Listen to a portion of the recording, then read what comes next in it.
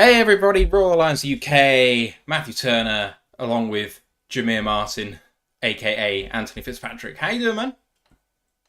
I'm absolutely shattered. I've been working all weekend. I got home about half an hour ago. I've just eaten the first food of the day, and it's like 9:30 in the evening. I've only just eaten. I'm just like going to sit down. I'm going to relax, and I'm going to do one of my favorite pastimes and watch college football tape. This will make my day much better. Apologies for the internet issues I have been suffering and program issues I've also had after I solved the internet problem. My girlfriend has just messaged me saying, I assume that you're not coming back in now, so give me a second. Right. Everything is ready to go, and we are, of course, having a look at our first overall pick in the draft and in Jahmyr Gibbs. I'm going to bring up his graphic in just a second, but while I do that, just let me know, before you watch the tape, I know you've watched quite a bit of him, and Alabama was a big draw all the way through the season, as they always are, but your high-level takeaways maybe before we even drafted him, because you had strong feelings on Gibbs, I think, all the way through the process. Yeah, Gibbs was always running back two in this draft for me. I was always very high on him. Specifically, why I get really high on guys like him. He's proven it at a much lower level before going to Alabama and doing it there. As if Georgia Tech, it's still Power Five football, but that is a team who in recent years mainly play the triple option. It's more of a run game, it's just more of the run, run, run. But you can see that in sort of the way he's developed, the way he pass protects, the way he gets involved. It's all the grit and determination. He sort of proved himself at that. He's made the bigger step up to Bama, which is the biggest stage going, and he took to them like a duck to water. He just got straight into that team. He became a real focal point of it, and when guys can do it at sort of both levels in college at a team where they're not so good and he's sort of the star, and then he's gone to a team where he's been, a star amongst many other stars and succeeded at both, then he's got the attitude, he's got what's required of him. He's such a good runner of the ball. He's such a good receiver of the ball as well. If he didn't get to showcase that too much in his Georgia Tech days. But at Alabama, they used him here, there, and everywhere. And I know they didn't have the greatest season, but they'd have been a lot worse off without him. We're going to watch the Arkansas tape soon, and they would have lost that game if he was not playing in it. So he was a big part of it. I love him to death. I think he's going to be a wonderful addition to us. I was really shocked when they took him so early in the draft. I'm not going to lie, but it was one of those where, like, after a few seconds, I'm just like, yeah, that's a really good pick, and he's going to be amazing for us for a long time. So, as a player, absolutely love him. Just having a look at the graphic now, I brought it up earlier, but now once Ant finishes intro, just have a look at him here. Jahmyr, in his career, 383 rushes, 2,132 yards, 15 rushing touchdowns, but also through the air, 103 receptions for 1,212 yards and 8 touchdowns. As you say, transfer from Georgia Tech. Third in yards from scrimmage last year in the SEC, second in kick return yards the year before in the ACC, and I mean, very clearly to me as well, the best receiving running back in the class. I did make my own video on Bijan, and in that video I was trying to make the case that Bijan had a lot of upside that just wasn't tapped into. It was certainly tapped into for Jahmyr. He was often on the outside, sometimes as decoy, sometimes it was thrown to him, sometimes he'd come back inside from the outside set, but often he'd just run routes, and it was really impressive seeing him do that. I think it become clear as we go through these games that there's things to work on for Gibbs, that he's by no means the finished product, which is so exciting because of what he can actually do on the field as well. Like, he comes with elite production and things on the table left for him to develop, so he will get better here. There's absolutely no doubt that, for me, with these coaches, that we're going to take the player that we're going to look at now, and we're going to see a very different one in 4 years' time. All right, let's just check out the PFF stats as well that I bring up here. And in fact, I'll let Ant in on this because it's a bit mean to leave him out. There we go. All right. So Jahmyr Gibbs, last year, 80.1 overall grade on the season. You can see that actually that's his worst year. Although, as Ant said, obviously took a step up in opposition in this year, so that's not surprising, and yet it was still above 80, so really, really good. But you can see The glaring number there overall is the pass blocking stats. 21 in pass blocking on the season, and you can see the in-game grades here. 1.8 against Texas, 22.1 against LA Monroe, 0 against Arkansas, 15.1 against Tennessee. And for pass blocking reps, okay, the Arkansas one, there was only 1. He got 0, so he didn't do very well. And 1 against Texas and just didn't do well on that one rep. And 1 against LA Monroe. But the one where that actually stands out is that Tennessee game, where he had 10 and still only got 15.1. So up against the higher caliber opposition of the SEC and the non-con games that Alabama had as well, he did struggle, Ant, a little bit in pass blocking. I think we'll see this in a minute, actually, because we are profiling the Texas game and the Arkansas game, so you'll see the 2 pass blocking reps that he didn't do great on, shall we say. I don't know. I just don't like PFF. I don't like the grades. He's not that bad. He's really not that bad at pass blocking. I think there's been some harsh grades given out there. That to me is bogus. I don't really. There are some things, but I mean, you know, pass blocking for a running back, I think he's more than good enough in what he does. I think that's unfair from PFF. And I'm more than sure that he had more than 1 pass blocking snap in that game. I'm more than sure. Yeah, so he did. I don't know why they only say 1 and 1, but I wonder if for a quarterback, a rep that ends up as a quarterback scramble, whether they've listed that as run blocking.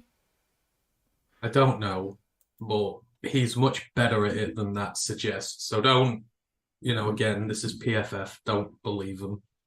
All right, we're going to move us up here so that we can see us going right to left here. So I've catalogued these games. This is Alabama at Texas. He finished up with this game PFF grade of 75.1.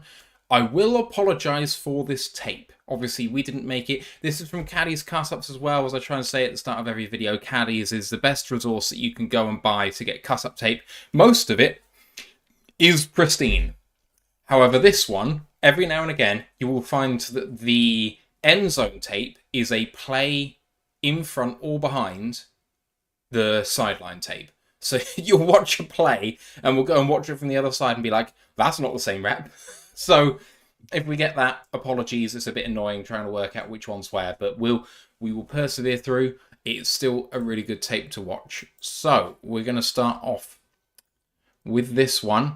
And this is obviously Gibbs in the backfield right next to the number 1 overall pick, Bryce Young.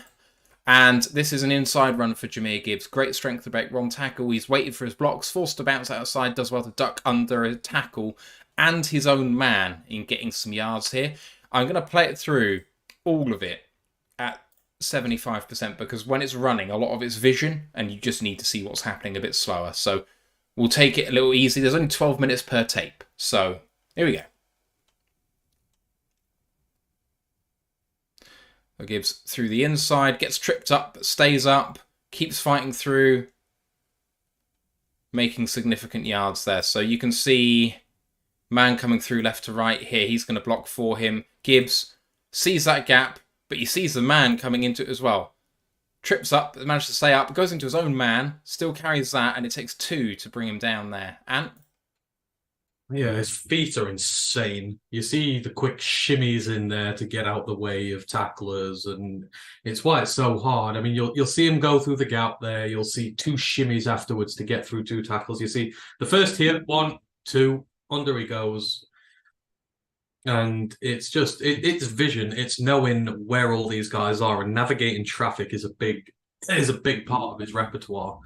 I mean, a lot of the time you'll see him almost sort of, he'll hesitate, he'll wait for the gaps to open, but there are those times he will go straight through scrimmage and he'll just navigate his way through with ease. The vision is really, really impressive with him. And the contacts and the balance through contact is great as well. I mean, there's so many examples in these 2 tapes where you see him contacted and he won't go to ground. He's just always able to keep his balance.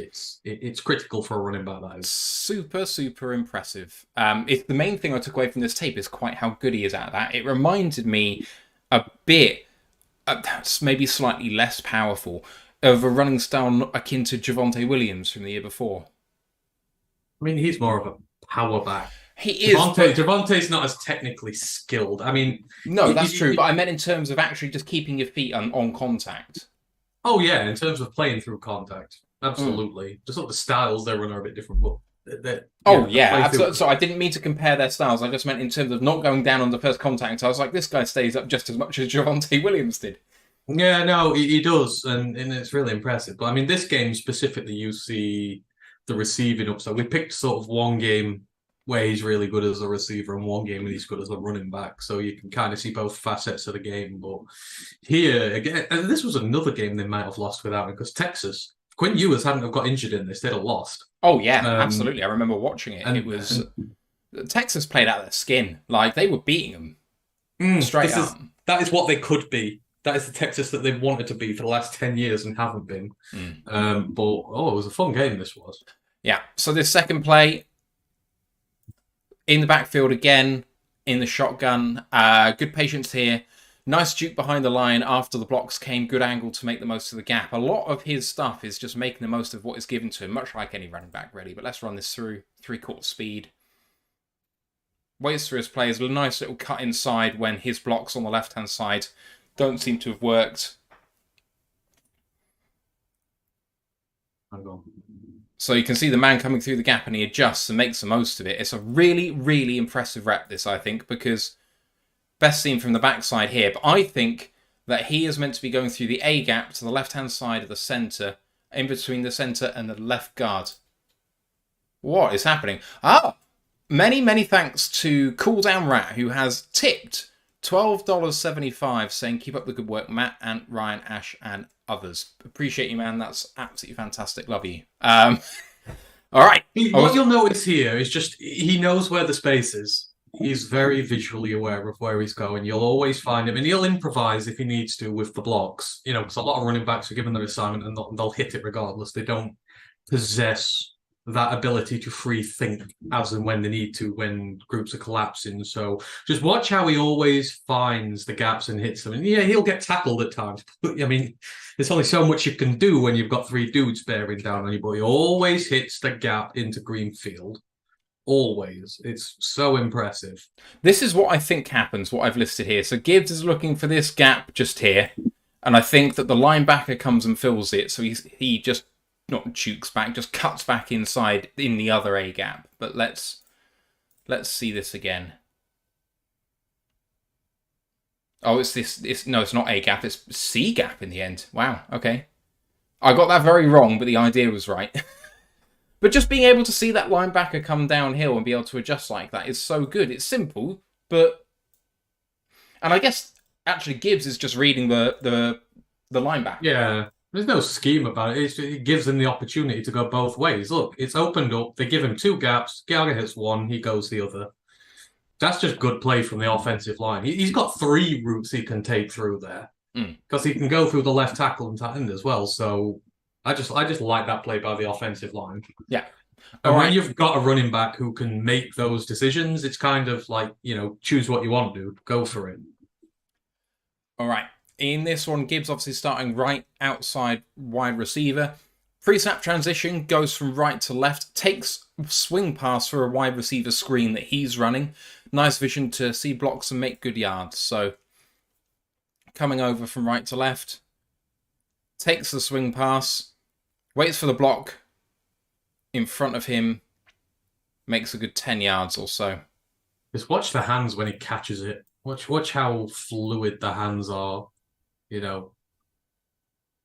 It's just so effortless. But at this point, just choosing the right thing here, though, as well, he can see that his blocker has got that particular type of leverage, so he takes the inside route. If you go outside, you probably get 2 or 3 less yards. Like, he's smart.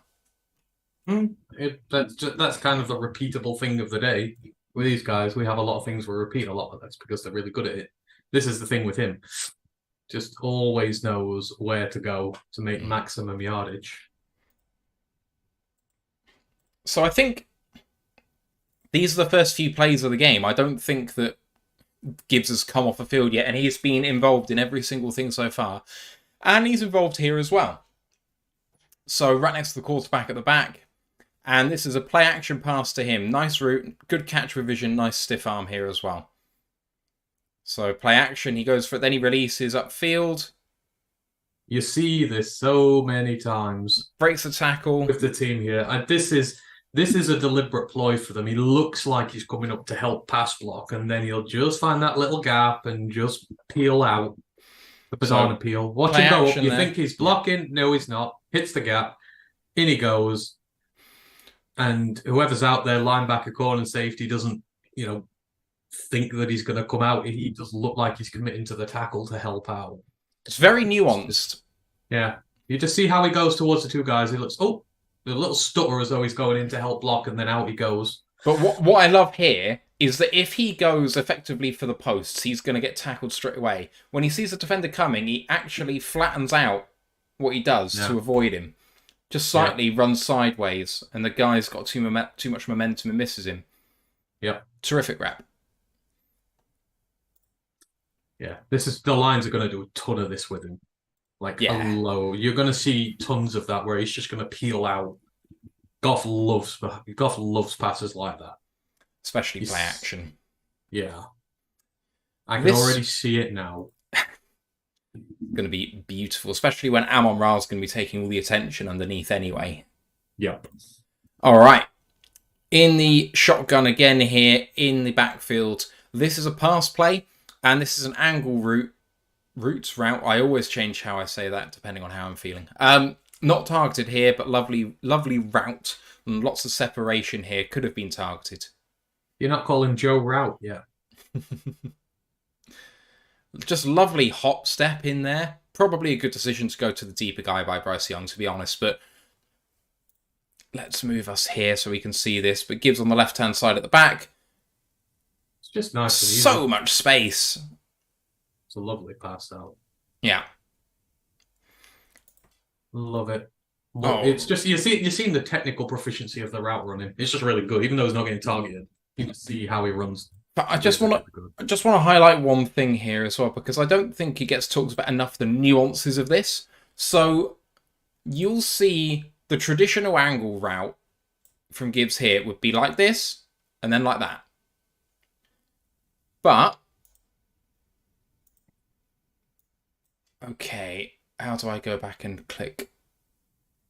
Oh, that's not what I wanted. Damn it, how do I draw things now? Draw. No. I just want a line. God damn it. How do I use this thing? There we go. Right. So that angle route is very kind of straight liney, sort of like that, 2 lines. But Gibbs runs 3 lines here, and it makes the defender have to defend 2 different positions, which he can't do. So you'll see Gibbs come out in the sort of flat here. He'll then square it off like he's going upfield, just a little bit. So he could be running like a seam now. Then he comes and does this. And so the defender that's on him is like, do I defend here or do I defend here? How do I do both? And by the time he's actually made his second move, there's no chance for the defender to get there. So just watch, Gibbs there, straighten up, and then come back in. The guy's not even looking at him, in fairness. No, true. He's not looking. I don't think that's his assignment, to be fair.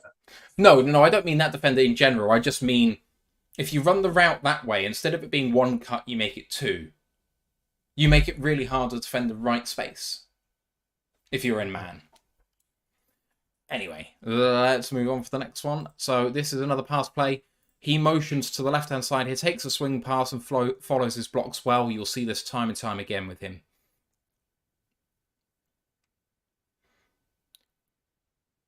Blocker out in front, he chooses the right place and just runs in the right area.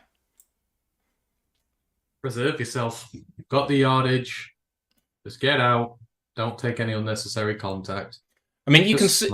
Yeah, I mean, you've got... It's so easy to say, but when you're running down this way to take the ball, it's so easy just to run forward. But this guy's going to be on him, obviously, coming down this way. So you've got to use this guy to kind of block him out. So you've got to run this way. But it's so easy when you're taking a swing pass to not have your eyes in front and actually realise what you've got to do in a split second. The fact that he's actually able to recognise and carry his momentum out, it only makes a difference of a few yards. But over the course of a game, it's going to add up.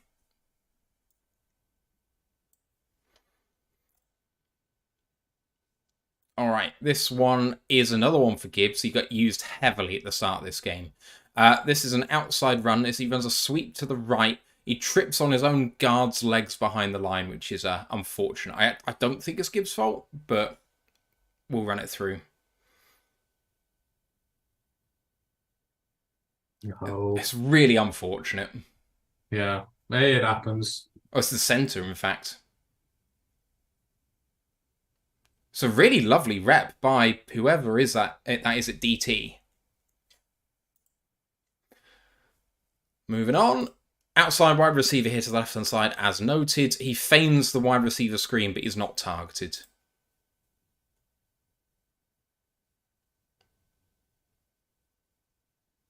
It's just simple. Make himself open and available.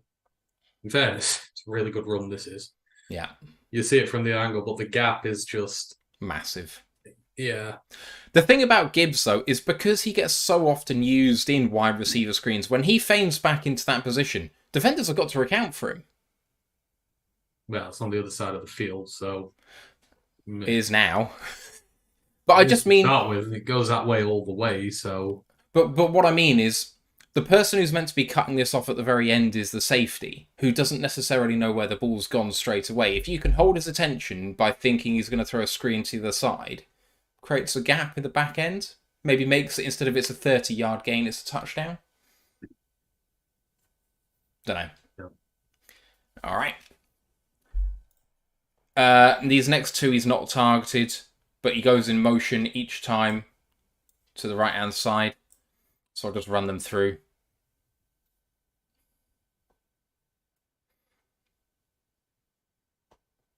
In motion, but it goes the other way. He's a decoy often because he's so explosive. Just have to deal with him. Come to the line quick. Similar motion. This time Bryce is throwing it. He's an Akers, but Bryce throws a terrible pick. Yeah. Could have checked down to Gibbs, really. I think there's a little bit of pressure in his face. He's hurried, but he just should jump it off. Oh, it's not picked. It should have been picked. I was about to say, I thought it looked like it was dropped. Yeah, my bad. All right. So this is another angle route by Gibbs. Nice hop step here, no separation, but a good catch in traffic, really showing off his good catching skills here.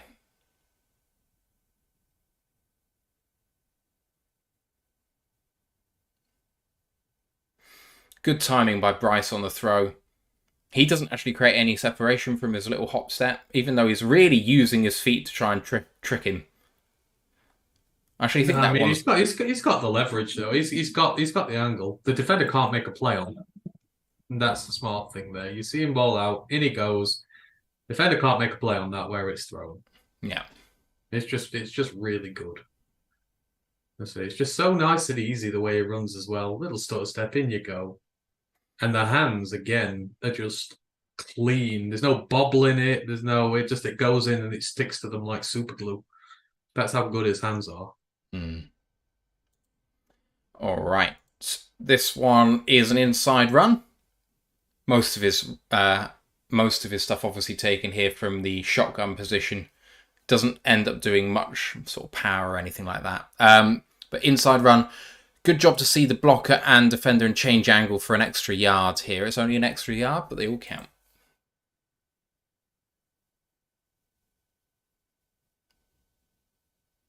Have I missed the wrong one here? Whoops. What's gone on there? Bryce got sacked. I don't know what I've done there. Apologies. Yeah, just runs a nice little route out. Oh, in he goes. So I think this might be part of the thing. Yeah. Play here. Right, let's watch this again. In he goes, hits the gap. Meh.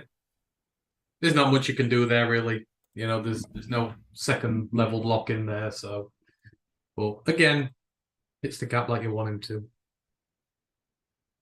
I'm wondering what else I've got wrong here now. For this one, I thought I had the last one. Because I said, play action pass, nice fake run, not targeted. But let's see. Let's go on an adventure. So that is the play we've just seen, but Yeah. from this angle. So apologies. Like I said, there will be some annoyances with this.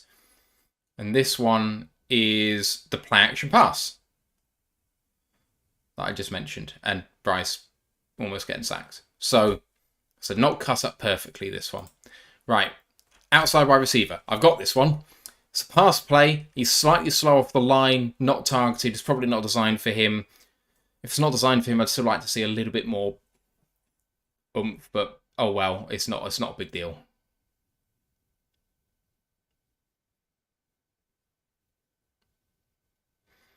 I think the play's already been thrown before he's even left the line of scrimmage, to be honest.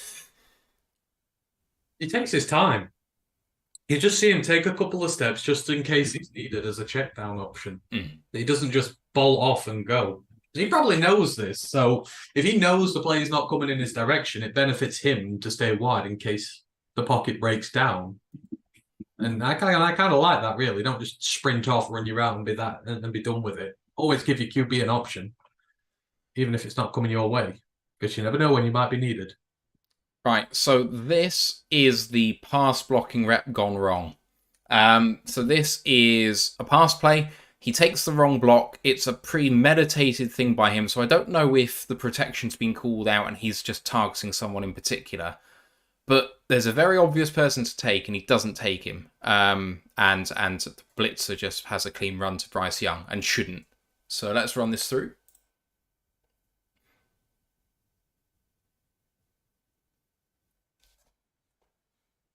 I don't really get it. I still don't get it after our second or third view now. But you'll see 41 come downhill here. And I think Gibbs... I think protection must have been called out, because I don't know why this is premeditated otherwise. But I think Gibbs, number 1 in the back, is taking 0 on this left-hand side or giving extra help. You can see where he's looking. Oh, that's the left tackle. What the hell's he doing? Left tackle just stands there whilst this guard takes on 2 guys. Watch him. He stands stationary. Look at it. He's looking inside at 93 and he moves out. That's on the left tackle, that is. I don't know. I mean, so if you were assigning... Watch his head come in. His head comes in to watch. He's watching. There's a blitz through the middle there. He's just stood doing nothing. He's got a tight end on the outside blocking there. Okay, but if I was calling out assignments, I'd say that was an assignment, that was an assignment, that was an assignment, that was an assignment, and then I'd say, Gibbs, if this guy blitzes, that's your man. Like, yeah, but the tackle never looks at that blitzer at number 80. He never looks at him. Look, he's not looking. He's looking after he's gone past the tight end. I actually wonder whether this is the guard's fault then, because... It's the offensive line's fault. It's not his. Look, he's not looking at the edge rusher 18. He's just looking at 2 guys going after the guard. I mean, if you look, though, the guard is already looking at this guy and he's already engaged, and you can see him looking at him as well. So he needs to take him and he needs to take him. Is that what we're saying? Yeah, that's not Jahmyr's fault. That's a breakdown on the offensive line. It is a breakdown on the offensive line, but I don't know whether to say at some level when you see this guy creeping, because he's crept already quite a long way. You can see where Jahmyr's focus is there. He's looking at his man. So look, there's 3 guys coming from the side. But Jahmyr holds his hands up like, what the hell happened? Yeah, because that's not his play. You'd be seeing him put his hands on his head otherwise, if it's him who's blown it. I find it hard to stomach that. Like, he's in front of Bryce and he's been between him and the blitzer. It's so... I know it's not his fault, but it's still bad to see, you know? No, that's on the offensive line. That left tackle doesn't touch anybody until Bryce is on the ground. Those 2 screwed that play up. You can see where Jahmyr's assignment is, and he goes over and does what he needs to. That fan man just said, what's the C's job on the play? That's a fair point. Well, there was 3-on-1 on the other side, and then they leave 1-on-2 at the left guard spot. That just looked at all the hallmarks of a breakdown, and the way that line played last year, I'm not surprised. Yeah, they were awful. They were good for in run block, but Alabama. they were good in pass. They were good in run blocking, but in pass pro, dog. They were dogger. Yeah. They were terrible. Right. This one, not targeted, just in motion left to right, again, as we've seen a few times now.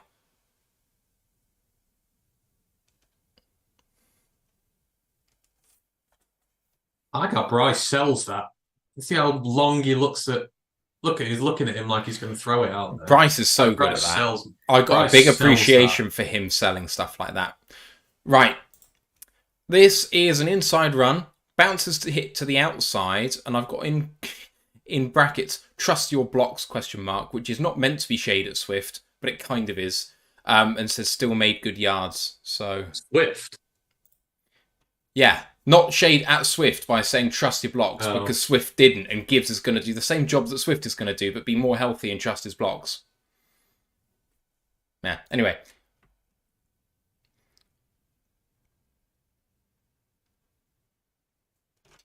I'll see this again from the backside because I think it might be better, but running that way, so let's move us here. Looks in the inside, runs to the outside, all fenced off nicely. Releases too early on 0, but never mind. That's a shitty block from the wide receiver. Look how the defender just shakes him. You see it just as he comes into view. He's got the leverage on him. Watch him. Right on the right. Just out the corner on the right here. Just watch how he shakes him. The thing about trusty blocks, though, is I do wonder if this play was designed to be that. Because this guy's blocked well, this guy's fenced off, this guy's fenced off, this guy's fenced off. If he comes through here, he's away. But I mean, he's not, because the right guard's coming across, so that guy's coming across naturally, 88. He's there to block in the gap as well. This guy? Yeah, you see how he's pushing him across to the right. He's going to go into that gap. He's not going to get there, surely. Don't know. Anyway. But yeah, the wide receiver, 80. Awful That's block. awful. You just see him fall forward because there's no resistance there anymore. Ooh. All right, move us back this way. Again, not targeted on this rep, just moving from left to right. Every single time he does, he's always pulling someone across. Cameron Larty. Dropping that. It was very behind him. 80 again. Whoever that is. I don't know. Right, this one. Run play, outside run, tries to shift but slips leaning backwards. This was weird, but anyway.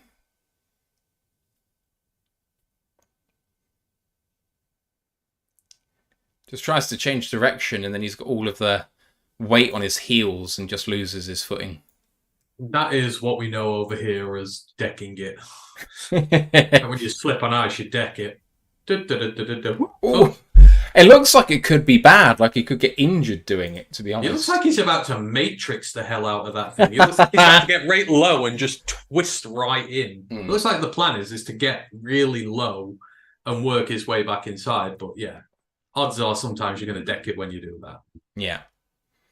Right, so this one is another outside run. Nice cut this time, but his offensive lineman loses the rep and Gibbs gets swallowed up. So again, O-line letting him down here.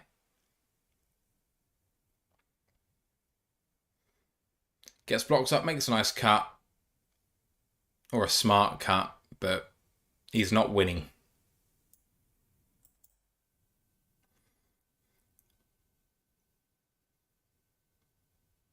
That center's just useless. He's absolute dog. The center and the left guard's block there, and right guard's block there is terrible. So the thing is, he makes the absolute right decision. He's meant to run outside here, and he sees that his men are in the way. So he cuts back inside, but they've already given up on the play inside, and it's like, why? You see what you need to see from the running back, at least. That's what this is all about. It is. This one's a pass. Bryce Young calls out the protection, and I know this because I see him do it. Gibbs takes the person that he's been told to block by Bryce. Then when there's no one to block because that person actually doesn't come, he releases and provides a check down valve under pressure. It's a nice play to minimize the damage, but you'll see that Texas come here with ferocity.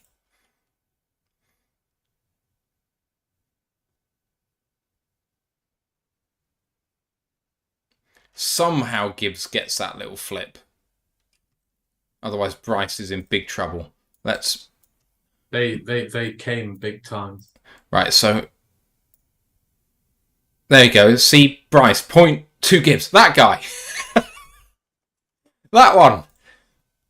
Like, help that useless tackle out. Yeah, so he goes that way. Then he sees, okay, you don't need me. I'm going to release. And Bryce is in trouble. Gets a little flip to him. The fact that he can make the heads-up play when he sees I'm going to go help block, and then when I'm not needed, I'm not just going to stay there and see if they need my help even though they don't. He actually tries to provide an option for Bryce, and Bryce needed him in that rep. Yeah. Right. So it's the pass play. Runs the route outside. Good amount of separation he gets, but Bryce Young gets tackled for a safety here, I think. So runs outside. Plenty of room. Bryce should just release. Comes through the middle. And tackled in the end zone. Yeah, that's not a smart play, that one. No. Just holds it too long in the end zone. Like, what are you waiting for? Yeah. He tries to throw it and hits it against the Texas D lineman's head, which I really like. But it's a good route by Jahmyr, so... Yeah, again, that's all you want to see is what routes is he running, is he making himself available, and every time he does. Just checking our chat before we continue here. I'm Yeah, so Brent says that was an OL mistake. Yeah, it was very clearly an OL mistake. All right, that's cool. All right, we move on. So about halfway through this first video, this is another pass play. He is to Gibbs, takes the swing pass, great feet to beat a defender, but then nowhere to go for him. So comes outside, blockers out in front, manages to beat one guy, but he's just absolutely swallowed. Orange wave. Yeah, it's not a pretty rep. He gets men in front as well, but they all just fold. Yeah, this is not pretty. This is not a great Alabama side at the moment. I mean, they're with their QB situation this year, they could be a very bad team this year, like a really bad team. And with no Jahmyr Gibbs in, they're gonna be having big issues. To beat the first guy though, there who had him banged to rights. But what you want to look at there is the catch. The catch is under pressure, and it's really good. It's highballed right into him, and under pressure he goes up, gets it, immediately plants his feet, makes the play. It's good play under pressure. Mm-hmm. All right, outside wide receiver here. He runs the hitch, takes a nice catch, turns upfield for a little yak. Really good strength here on display to stay up versus 2. It takes 3 to bring him down. I'm going to move us down here. So, quick little 5-yard hitch, lots of separation. He's thrown it a long way to get it to him there. Versus 2, keeps going. Third guy brings him down. Gonna go over here. Bryce steps back. Takes a while to throw it, actually. But 1, 2, keeps going. Third guy brings him down. Terrific strength. And it's not something you associate with Gibbs. He's an elusive guy. He's going to run routes for you and be a wide receiver, but he's a running back and he's light and he's slippery. No, he's got power, guys, and he's got great legs. Not in that way. Bit of a weird analysis if people don't think he is. It's one of his big things. That's why people don't watch. He's very strong. He's very tough. Strong, built tough. All right. In the backfield again here. This is another pass play. This is a pass block. He's assigned, I think, to the mid linebacker who doesn't come but kind of just stays on him anyway instead of releasing to provide an outlet. You can see that they're showing blitz here. So there's 6 guys on the line and the linebacker.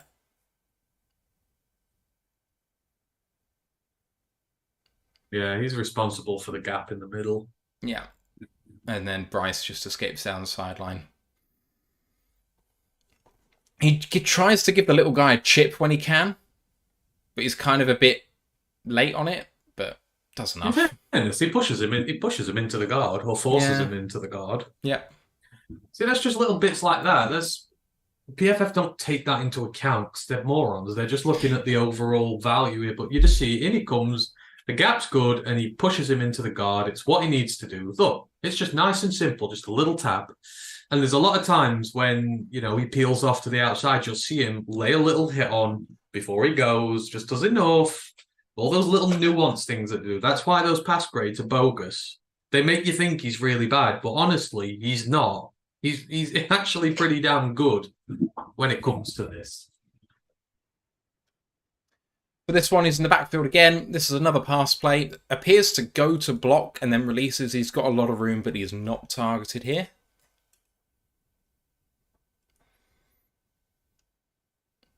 So it's like this is just where it's really smart. Mm.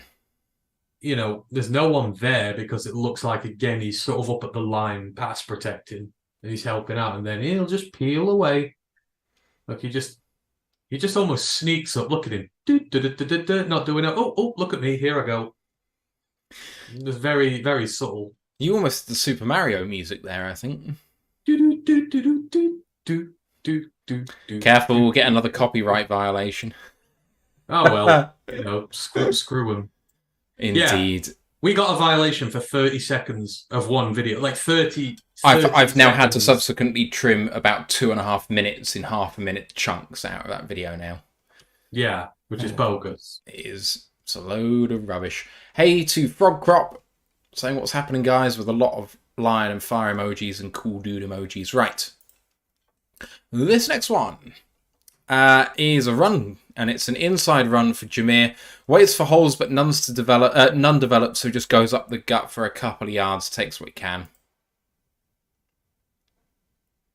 This is what a smart running back does. He has a look, then lowers the shoulder.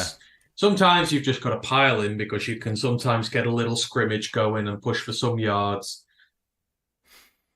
Oh, that's just. I've grown very fond of watching line play, and this line play makes me cringe. Yeah. I do. The thing is, you might say to me, this gap here is kind of available, but you can see this defender's got the outside leverage and can just release at any moment to fill that gap. So that is not open. The only gap they're trying to go through the gap there. That's where it's happening. But then you can see the rusher on the right. You know, good God, that right tackle whiffs. Whew. I thought he was going to drop inside into that gap. He just runs straight past him. Yeah, it's rubbish. This is ugly. Yeah. Yeah, there's a reason why this game was so close. Back in the shotgun here in the backfield. His pass play, he's out in the flat, but he's not targeted.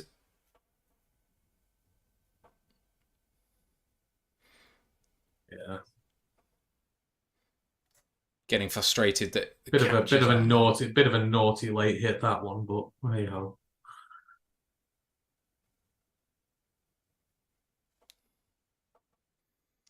This next one is a fake handoff play action pass to him, again not targeted.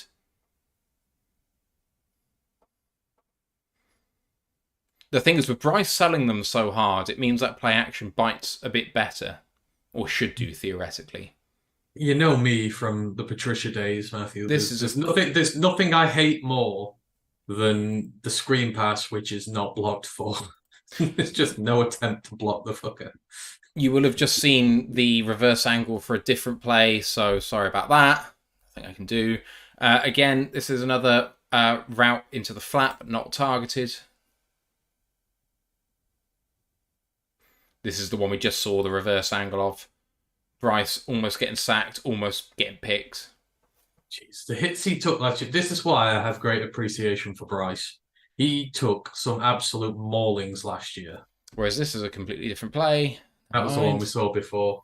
That is, I hate that play more than anything in the NFL. And if you do it, then you will earn my hire. I hate nothing more than the screen pass, which ain't blocked. Yes. Oh, it's the worst. Matt Patricia used to love that play so much.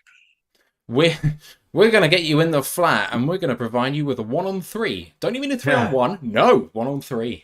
Yeah, and we're gonna get the -2 yards that Adrian Peterson's just got with his 2 runs up the gut. So, Negligible yardage on the set, thank you. 0, let's punt again because we've got a good punter. Oh, there's you've just reminded me. So there's a drinking song by Real Big Fish. Don't know if you know who they are, but it's called "Drunk Again." And I'm wondering if Matt Patricia can do a cover called "Punt Again." What the lyrics goes, and now I'm drunk again. It's a proper like drunken shanty type thing, and I'm just wondering if I'm it gonna punt again after making AP run again. Oh, this is good. We should really do the karaoke at some point, somehow, some way, somewhere. Anyway, Don't remind people of it. la la la la la la la. I've been trying to convince people at work to do karaoke, and I cannot sing, but I like to think I can. Anyway, this next one is a pass play. Angle route again from Jahmyr. Really nice feet on display as always, but not targeted on this one either.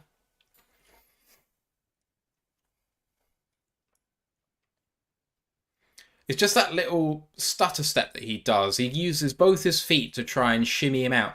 The thing is, I never see him break that outside, so I don't know who he's fooling. That's my problem with this, is like, if you're doing that stutter step, you want to be able to go both ways. I just think it's premeditated, though. I think the option's there just in case. And that snap was bad.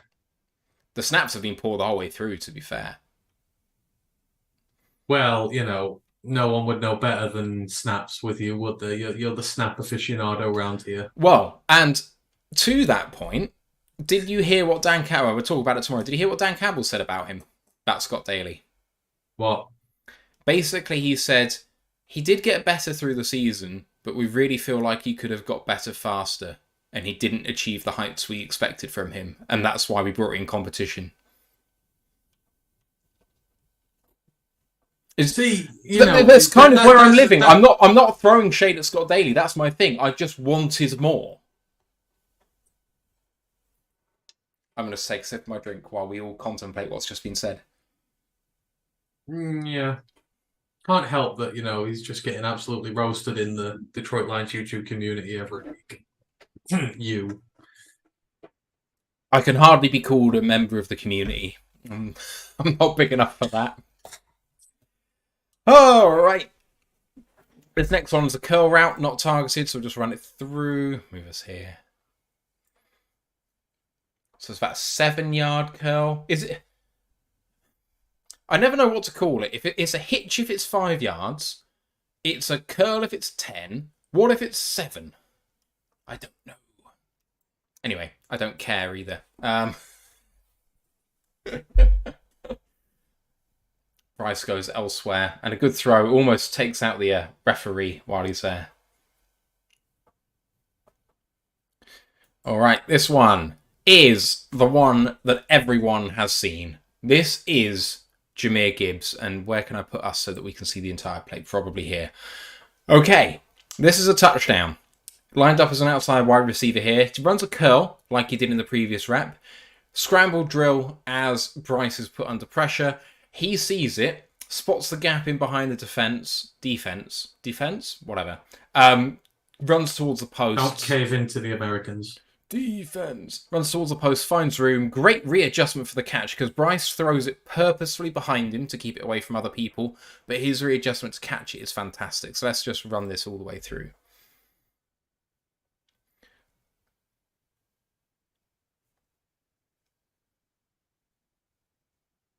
Oh, it's so beautiful.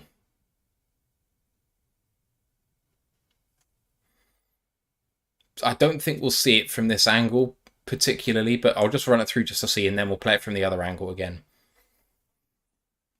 What a throw this is by Bryce. You can see him put his hand up. He's there. Terrific catch, but let's just... So you'll see... Obviously, he's coming up against this guy for the curl.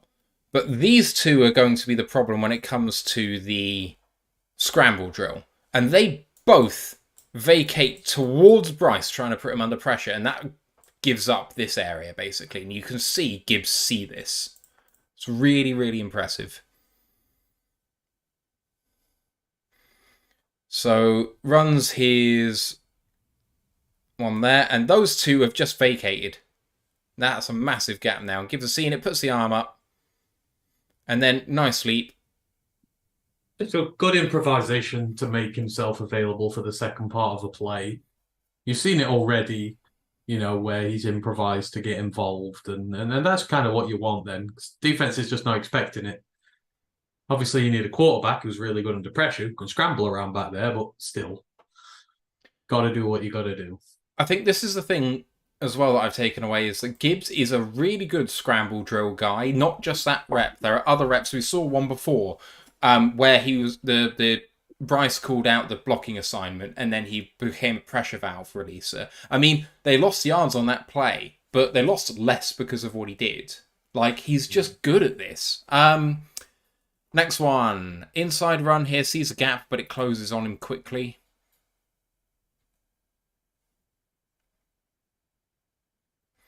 Really good shed by the DT for the tackle here.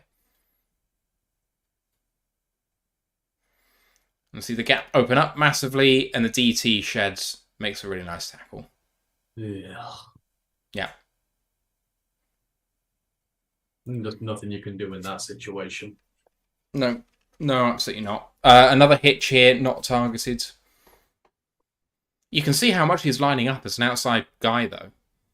Yeah, it seems to be. It's the thing in his repertoire when he's on the outside a lot. He pretty much always does the hitch. I think he's a backup option out there if he's required. Yeah, but what you want a guy there to be available if it breaks down. Like you said, he's a guy who, if it breaks down, he makes himself available for you, which is invaluable. Indeed. Right. This one is an angle route, finds a good amount of space, it is thrown to him, and it's a nice catch, and he doesn't lose a step of speed here. This is really nice and smooth. So they all come. I mean, just look at how soft the hands are again. That's a catch over his head. And just the route doesn't get interrupted. There's no stopping, no adjustment, just takes it clean. Above him. Perfect. Yeah, and absolutely maximizes the number of yards you can get from the rep as well. Yep. It's something I appreciate. When you have these big plays, if you don't maximize the yardage, what are you doing? Like, it makes the next rep harder. And if you look at this game situation, this is like down to the last. This is final 2-minute drill to win it. So these plays are huge in the grand scheme of things. Yeah. Be very easy to have decked that and to have dropped it and to not think. But again, this is just how valuable he was to this team last year. These are all clutch plays right now. I was just going to check. It is 1.8 grade on pass blocking. I have the note for this one. Lovely pass block rep. But we shall see.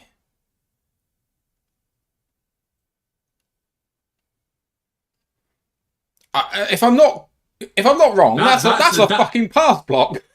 Goldberg would be proud of that. That's a pile driver. Well, look, that is a genuine bona fide pile driver. Watch it. Up you go. Oh, you can't see it that way. Put it the other way again.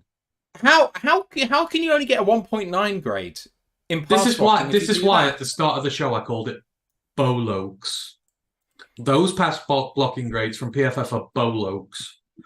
Watch this. This is a pile driver. Watch him go back. Boom. Up he goes. Oh, that's beautiful. Good form. Very good form. It's like a Goldberg spear or a pile driver. That is honestly technically proficient. That is. Look at that. Beautiful. In which he's leading in which shoulder and leveraging him around with it. Love that. Right, the final 5 plays, he isn't targeted, so I'm just going to run them through. Angle route for this one.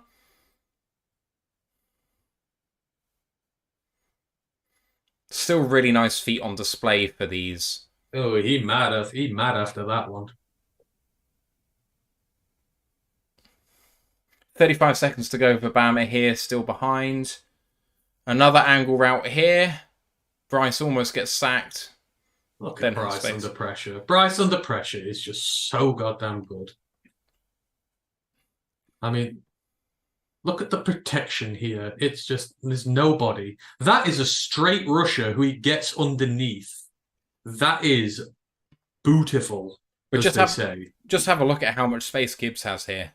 Yeah. If But you Bryce can't sees him, but you can't, you've got to throw it over that defensive lineman there. That's tough. yeah, That's an incredibly tough pass especially when he's low as well. But that is a straight free blitzer. He just gets under there. Right, 2 flat routes here where he's not targeted. So goes to block and then actually releases. Bryce misses that one. Plays over before he's already released there. I think he's in protection initially. I think he's waiting for one of those 2 offensive linemen to up and be there if he needs to be. Because you can see him hawking them before he releases. Yeah. Again, in the flat here.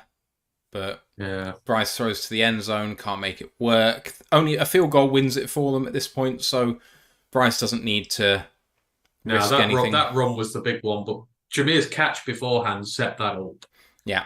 And then this is the big play. Final offensive play, down 3, 17 seconds to go. And this is for the first time, I think, in the pistol. Quick pass here, not targeted. Just to get a couple more yards. I do see a lot more pistol in the Arkansas game we're about to watch. But that is the end of that one. Any thoughts from the first video? No, it's good. I like that because like I said, we chose 2 games specifically to highlight. So that kind of highlights his passing ability more. We looked at the routes, technical abilities there. And as far as it goes, it's really good. Again, they don't win that game without him. And this is just showing how pivotal he is to a team like Alabama, who have studs everywhere and 5-star guys everywhere. It was all based around him, this offense was, for the most part. He was just so huge to it.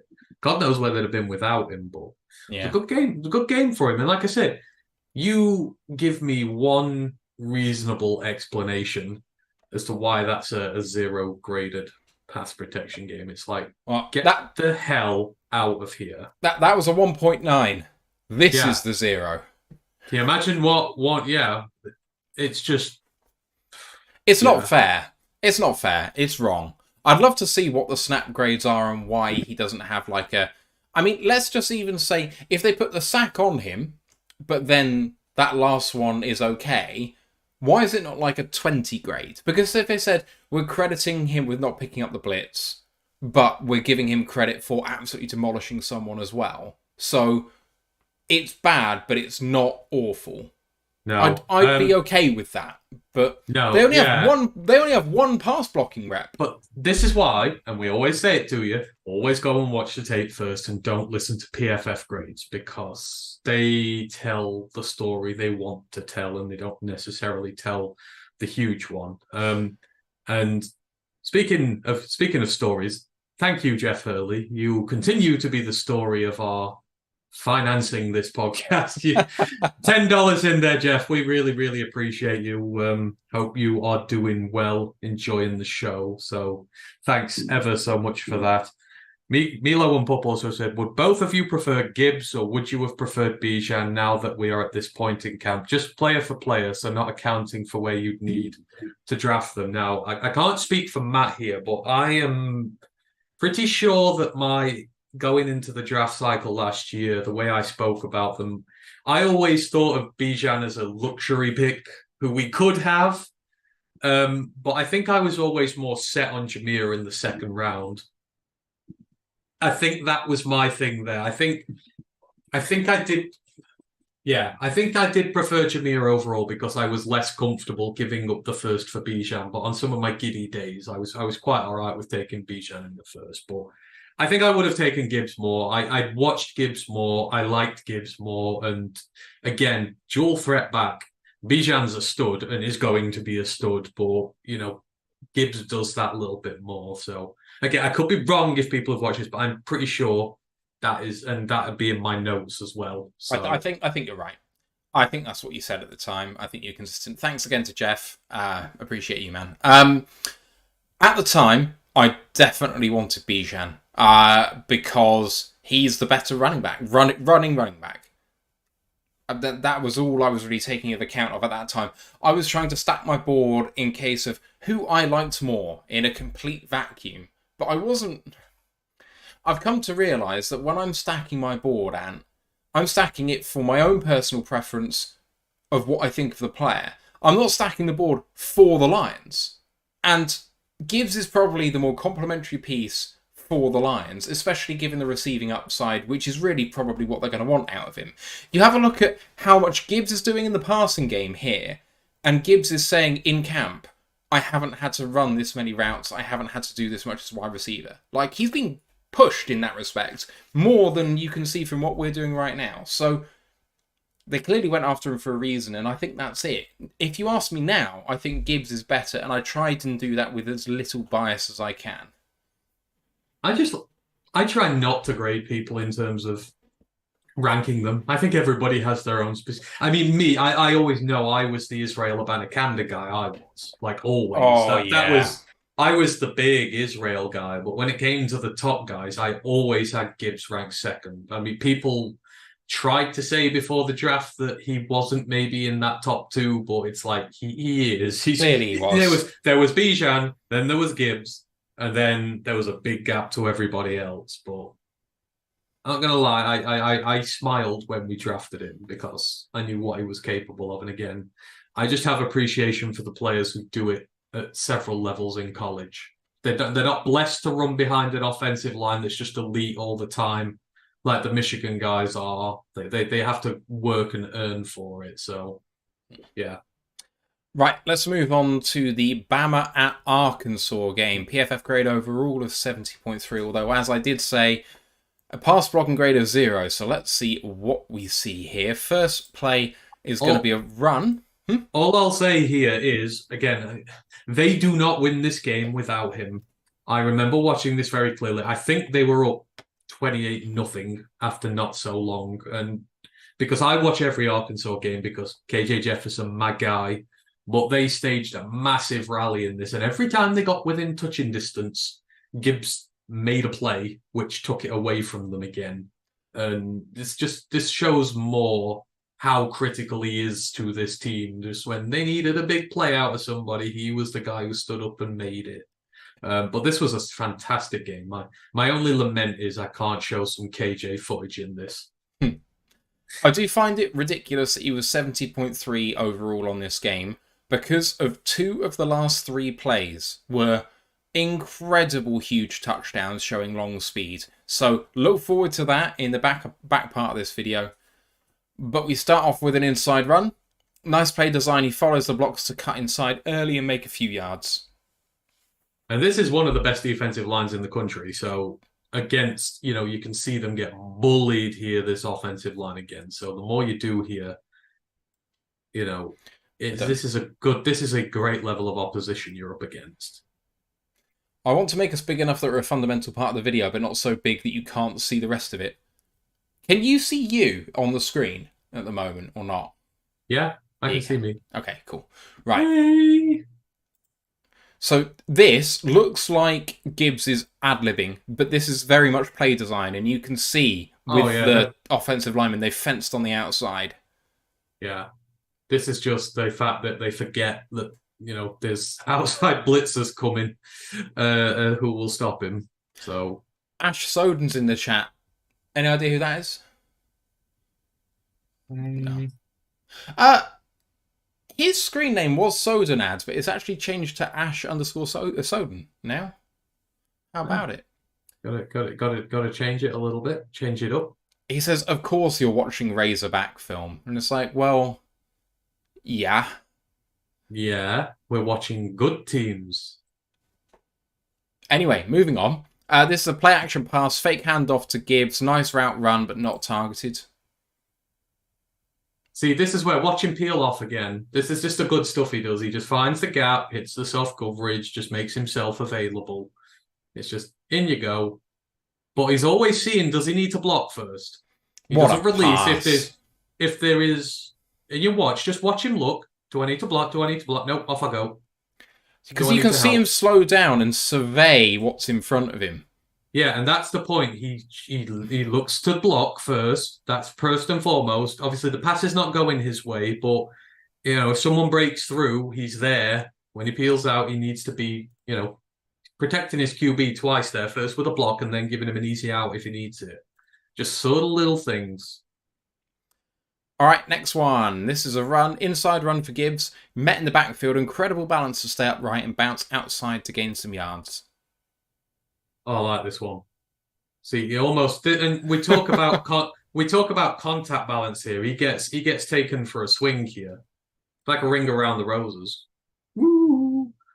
So he gets him, and look, it'd be so easy to fall down there, but the way he's able to stay on his feet, and look, head down in the guy, force him out. He gets the leverage on him.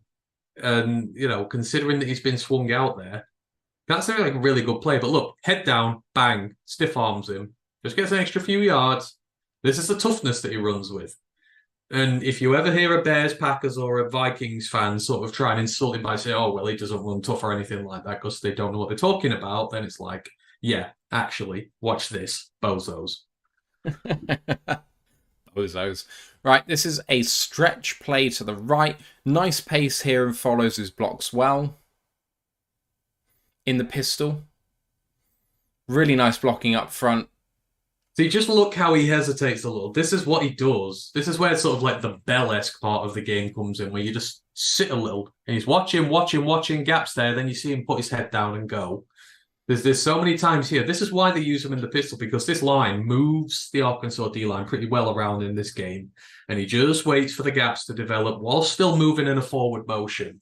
And the acceleration is just really quick. I mean, you'll see it on the big touchdown runs later. He doesn't necessarily just hit the hammer to start with. He waits for the gap and then he's gone. You don't catch him.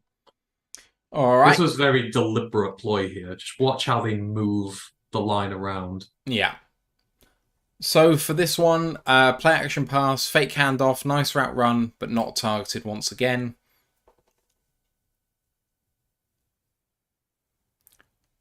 He's there if needed. Always trying to scramble for his guy.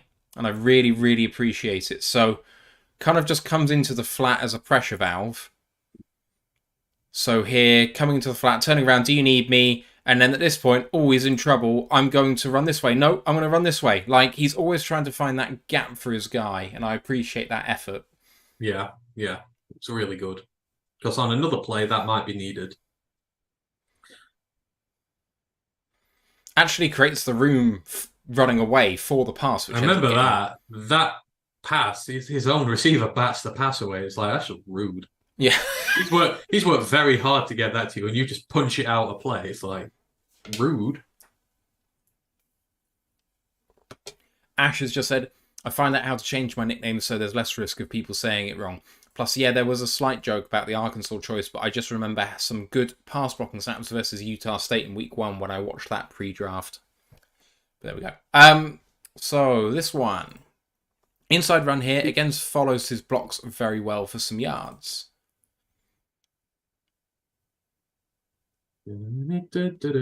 Straight through the guy. Again, just watch him sort of wait for the guy. He's still moving forward, but waits, in he goes. There's some hesitation there, isn't there? Yeah, and it's deliberate hesitation. He just waits for the gaps to open up. Just don't hit it too hard. Because the way he runs, if he goes before the gaps are open, he's just going to run right into the back of his own guy.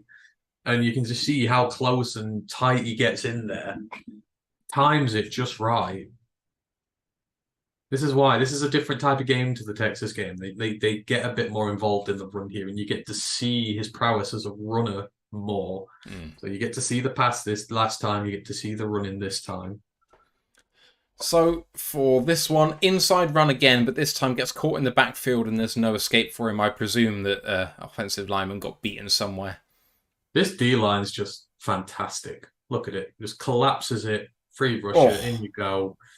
This is just perfect line play. This is Razorback football here. D-tackle just wrecking the left guard.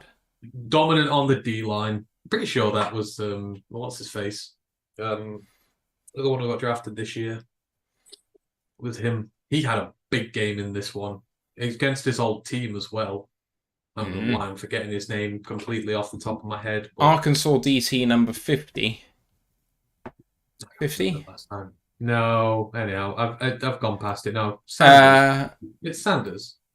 He's the one who comes So in. 50 here is the guy who does it. Oh, Sanders comes and finishes it off. There he is. 42.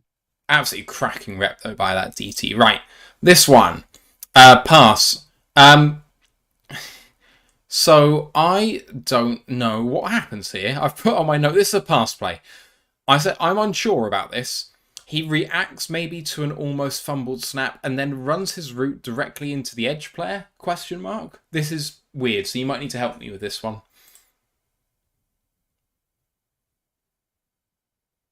That's a block. That's a block as he peels out, isn't it? That looks like a deliberate block. There's a lot of times he does it though. I think that's a block. Okay, so just watch Bryce almost fumble this snap and Gibbs look at him doing it. Like No, that's a block. Look how he gets under the rush. I think because he's fumbled it, he's trying to give him a little bit of extra time to set himself. That is very deliberate. Look how he gets under. Yeah. The shoulder comes up. That's what a block. He's blocking him back into the main blocker so he can't get round the edge, and then he breaks contact round the outside. Again, that's really good. This is what you see. A lot of these chip blocks that he's really good at, and these PFF don't seem to care about chip blocking and stuff like that. But it's just as vital because you're doing two things. You're acting as a blocker, and you're still working as a receiver. So if anything, it's even more impressive that you can do both as one. Yeah. And it's very effective because you see it. It stops the rusher's play dead. Another play action pass here. Fake handoff to Gibbs, not targeted. See, he's blocking again. Up he comes. You'll see him just sort of do the crab movement side to side. No, you're not from here, but just a little crab movement where he's keeping the gap blocked up. All right, this one runs the route into the flat, not targeted.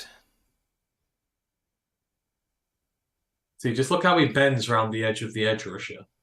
It's just really good. Just stay out the way and just find that soft coverage. He's not needed, but... Lovely throw by Bryce here. Slightly overcooked, perhaps, but under pressure. Yeah. Good catch. Shame he couldn't keep his feet. Oh, it is what it needs to be. Indeed. Right. Run. Play. Fake handoff. Keeper by the quarterback. Nice run by Jahmyr Gibbs to draw attention and create holes. I don't actually think that there's much he's done here, but whatever. Oh, no, but he does attract attention and whatever in the DBs. Pretty sure they do that. They do that twice in this game. They bite on it. It's a fake, and they bite on it. So how much faking a handoff to the, but like you said, the threat's there. They only bust out this play a couple of times. They don't. I think that's why Arkansas get fooled by it. Because there's not many times they do the fake handoff and Bryce scrambles with it, and they get done for it twice. So I think what's going on, everybody really, commits because they don't believe he's going to do it. Watch all the guys come in. They can basically walk it in. The thing is, if this guy can get this block here, then this guy, and this guy all have to look over the line. They're all field of vision is blocked to Bryce Young here. So if the handoff is low, they don't know whether Gibbs has got it or not. So if Gibbs can then draw their attention with the run, Bryce walks in. All right, and it's exactly what happens. All right, John. There's this guy, and then there's this guy. Boom! Oh, I didn't see that by Bryce. Did you just see that? Yeah, fakes the shovel. Oh, lovely. Just that little extra there fakes the. This was. I'm not gonna lie. This was painful to watch because this was KJ's big stage here, and they got absolutely rinsed for the first quarter. Although he makes a big comeback later on in it. So this is the run inside, up the gut, not much room for Gibbs to operate in here. Like I say, sometimes you've just got to put your head down and get in there and hope for the best. Because sometimes you can just make your own luck. But it's good play from the edge. You can see the sort of arm come round him and drag him down. Whereas if that doesn't happen, he gets a few more yards in that play. So not targeted here, just runs a deeper curl than we've seen from him before. that's what he does a lot. I think that's primarily why they use him. He's a safety valve for Bryce Young if he needs it. But just a nice play there. And then the next one's a hitch, where he's also not targeted on the other side of the field. So it's just if he's needed, he's there, brings the guy up, so you get the one-on-one there. You see how it stops it from being double coverage? Yeah. He just sort of takes him out of the play, and then it's one-on-one, and it's just a little too far. But the Bama receivers were not good last year outside of Jahmyr, so there's a little bit thing to be said there as well. So in the shotgun here again, inside run, nice cut to make the most of the room.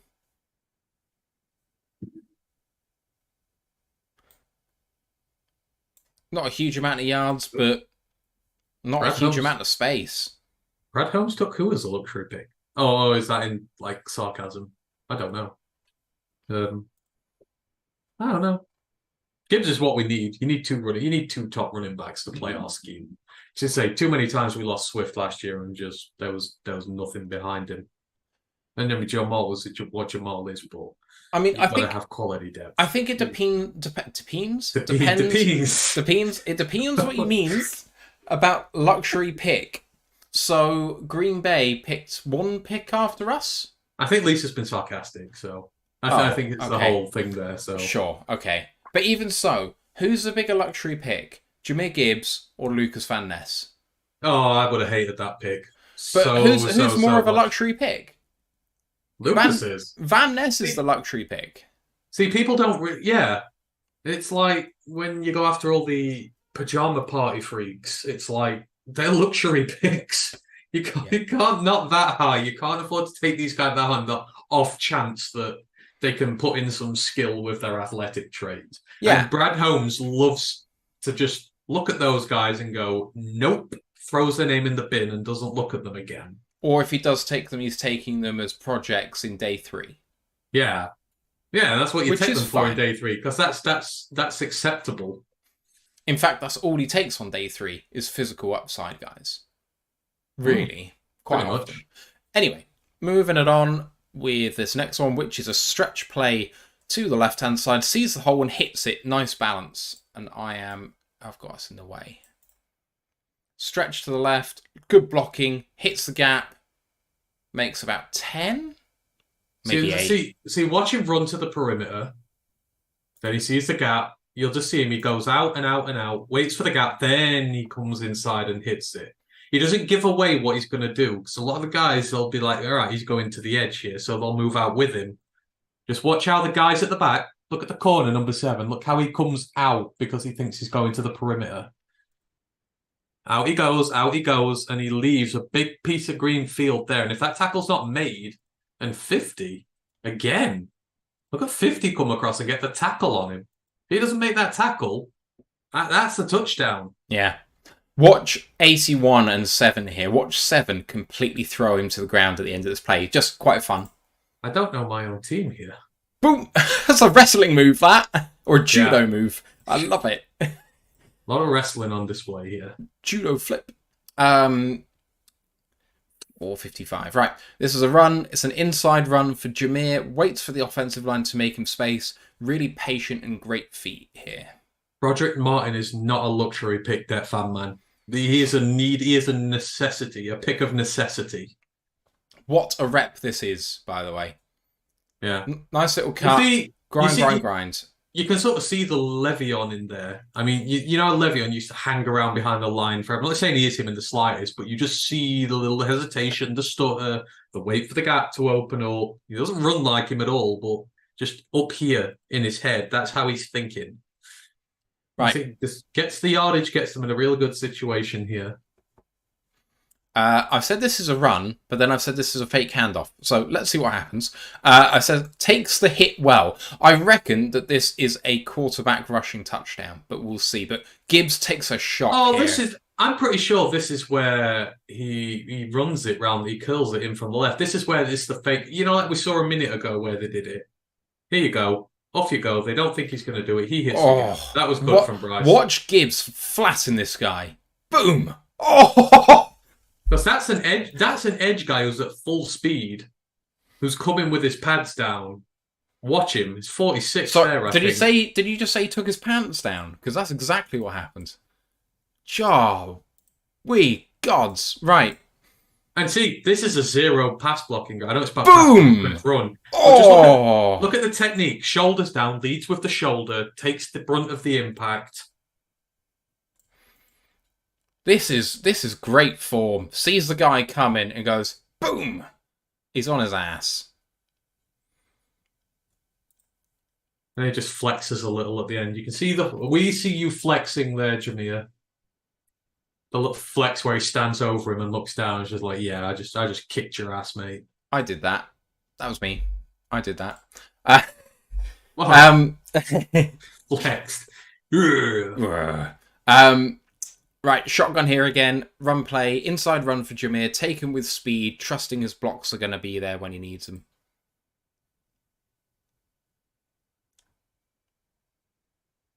I've slowed it down now. I realise we were going at full speed here, so I've gone back to 3/4 speed. Again, just watch the hesitation in the run. He runs out, gap, hit it. He just doesn't give away what he's going to do. Now, it's very hard for the second, third level guys to position themselves properly. So why get so much yardage? He can run inside, he can run outside. Outside run here, trying to outrun the backside guy, but gets no chance. I think... You trying to introduce the old school British soccer chant here. He runs from the left. He runs from the right. Super Jahmyr Gibbs. He makes you look, fill in the blank.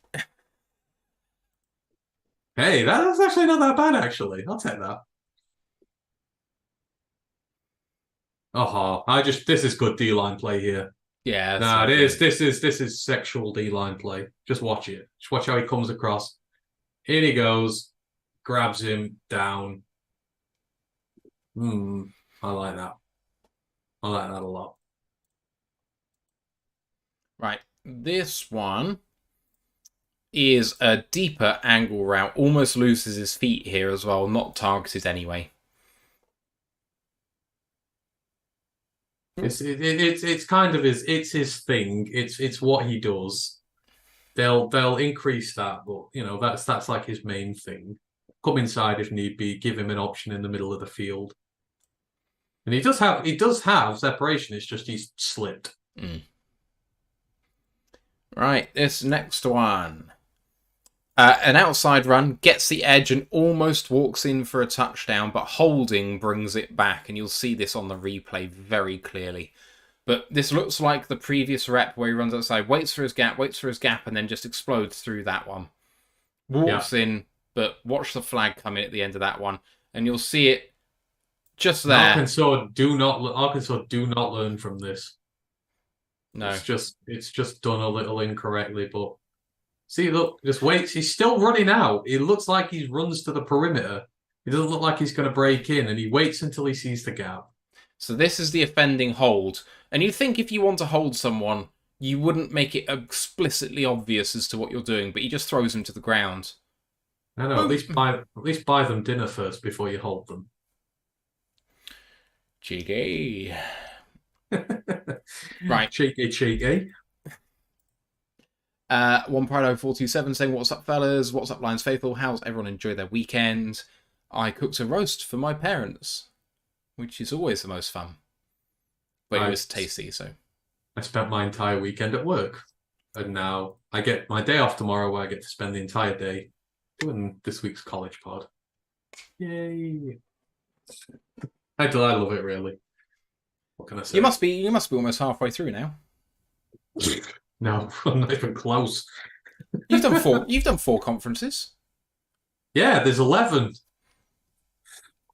I've got 7 conferences to do in about 20 days. Yeah, because you count the independents as a conference. There's a group of 5 Power 5 and independents, isn't there? So yeah. So I've got 7 conferences left to do, a HBCU show to do, and an FCS show to do. I'm looking forward to your profile on the Pac 4.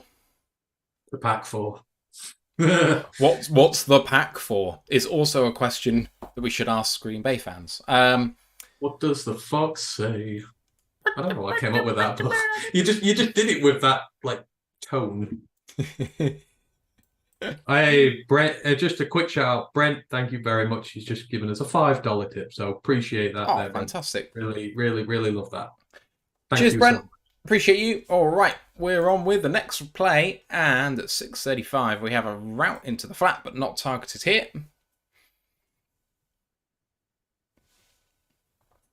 Lots of separation there. He gained a couple of yards instead of having his receiver drop it. This is bad Bryce. Naughty Bryce. Bad throw. Just doesn't put enough juice on it. Yeah. Positioned very well. Gets it in exactly where it needs to go. It just doesn't airmail it enough.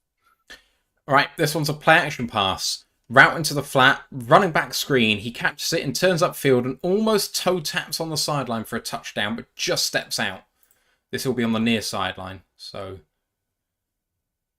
fakes that, turns, takes the catch here, beats this guy, follows his blocks down, almost stays in, but not quite. Yeah, it's still really good movement through contact. He breaks 2 tackles.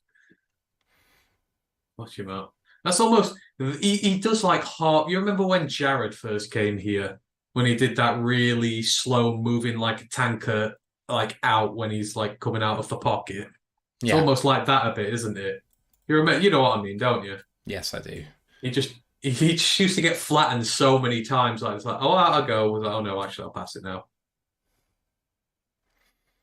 But just the nuance on the run here is really good to miss the second guy. The first guy, the blocker does good enough for him. That'd have been a proper Matrix-esque thing if he could have just sort of tiptoed all his way in whilst he's falling out of play. So this guy beats by default, but just... Actually, it's good blocking all around, really. It's a really good recovery block, that is. Like, that's a touchdown without that. Yeah. Right, this one is a pass blocking rep, gets in the way but doesn't really block, I've said here.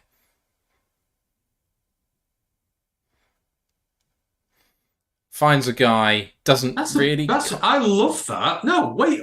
No. This is a really good pass blocking play. Watch him get low and disrupt the route. Look, low hits him, disrupts the pass rush. I like that as a pass play because you're getting in his way, you're forcing him out wide, and just watch how he can't regain his composure and his balance on the rush. You've seen it here first. Perfect pass blocking rep includes helmet to the penis. Look at that. Perfect rep. Perfect form. But just look at the disruption to it. So watch him goes low, and then he knocks him off, and that guy can't get his feet back. And it's probably because the guy's got the willies. He doesn't head him in the penis. He does. He doesn't. He does. Right, let's play this again. I want to see a head to the balls because that feels like it should be a yellow flag offence if he does that. I think this is a really good block. Here we go. In he goes. That's not... And plus the guy doesn't go down, so if he does, then that's just... He's got a box in. He's got a box. It's okay. Oh, do they wear boxers? Oh, see that? Oh. Oh. Oh. Right, it looks like he's... No, it looks like he's trying to. He doesn't get him in the nads. This is... Right. We can just agree... That is a really good pass blocking play. It does what he needs to do. He goes low, disrupts the rushing route, and then, guy can't get to him. Gives him that extra time he needs in the pocket. I agree. He does what he needs to. That's why I said gets in the gap, but doesn't necessarily block as such. I think my description was accurate. So, if you're on the line of scrimmage against the D lineman, you just knee him in the balls. Is that legal? I don't know. I mean, it's not. Is that called foul play? I've never seen it. All I'm saying is there are 3 people in chat who are suggesting that I'm right. No, they're just being immature because you're putting this topic out there. It's like Ash, when you start making a joke, he'll just make a joke just to join in. Ash just said he followed the advice of Thanos. He went for the head. You know what? I need to have it on here where I can put the Mike McDaniel's gif on screen for when he's making bad jokes. I can just block the stream out with it. Oh, and just maybe I should look at him create a GIF of begrudgingly. it or something. Yeah, in fact, can we make it? Well, what are those little emojis we can put in the chat? Can't we do that? Then the whole chat can spam Ash when he makes a bad joke. I think we should do That would that. be awesome. I think we should do that. Yeah, that's happening. That's getting done. Okay, right, next play. This is a run play. It's an inside run. He gets swatted up behind the line. Offensive line get beaten here. Big time. Again. I've lost where I'm at here. Oh yeah, there's just nowhere to go there. Nothing he can do. Look at that flex afterwards, just shouting down at him. Just, oh my days. There's just a hole for the linebacker to come through and just hit him. Like, he's got no chance. Yep. Right, this one. Play action passes, fake handoff, goes to block and fills the gap, but there's no one to actually block. This is what, like I said, this is what he does a lot. He comes up, anything I can do, no. But he's there doing it. Took a helmet to them. Look what you've done to the chat, man. It's instigating trouble. Took a helmet to the penis. To the tune of Your Mother's Got a Penis by Goldie Looking Chain. Please tell me you know that song. I'm not going to admit to it on stream, although what? That's probably... Oh, come on, it's Goldie Looking Chain. It's a terrific song. I really want to sing that on karaoke, actually. I think we should do that. No, please don't. Please don't. Your mother's got a penis. Anyway. No, we do not want to do that. Okay. No one's going to know what we're talking about in the US. So you'll just have to go look up the Welsh band's Goldie Looking Chain. No, don't. Just don't.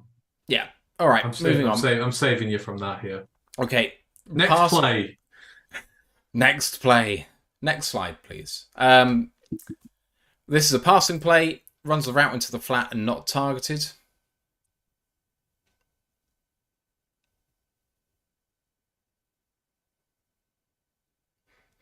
Bryce just escaping upfield. Yes. That's right, Lisa. 14 first-round talents is what Brad has. And this is why I take, I will always be the guy who's on like the front lines fighting the positional value argument. You could take, like Matt said earlier, you could take an edge at the top of the draft in Lucas Van Ness, who has shown nothing to warrant such a pick in the draft, or you can take an actually talented player like Jahmyr Gibbs, who is worth that first-round pick. And that is a line I will die on doing this. Positional value is such a, I'm just not into it whatsoever.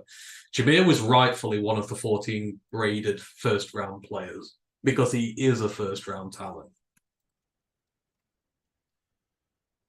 All right, next play, 8:24. This is a run, and it's an outside run for Gibbs. Nice cut to make good yards. Coming out here. Makes the cut now to go inside. And see, this is like the most impressive when it comes to just waiting. See how long he waits. I mean, just you wait in, in you go. I mean, even when he stops, he's not giving away where he's going. You think he's just going to stutter and hit the perimeter. You don't know that and you just, look, he sees the guy at the second level, the block's coming, it's not there yet, but it's coming. I just don't even know how you see the gap, because here there's not really a gap, here there's not really a gap, and here, maybe, but probably not. But this is why he stops. So watch how he stops in a minute, and he waits for the gaps to come, and then he sees the correct gap. So but if you play through slow. But a lot of people would come through here. Yeah. But that is the gap there. But because the second level tackle's going there. He's pushing him that way. It'd be stupid for him to go for that first gap. Look, in he goes, shoulder down. He's got eyes in the back of his head. There's only way to explain that rep. Next one. Run. Inside run for him. It's a broken play. Nice balance to beat one guy but can't escape. Offensive line getting dominated. I mean, I think, didn't Brad draft 4 of his top 14 players that fan? Pretty sure Branch was in there as well. Yeah. Pretty sure Laporta was. Branch was. I think the first 4 guys were all in his top 14. So that is the implication for sure. Yeah. Right, this is a QB keeper play option.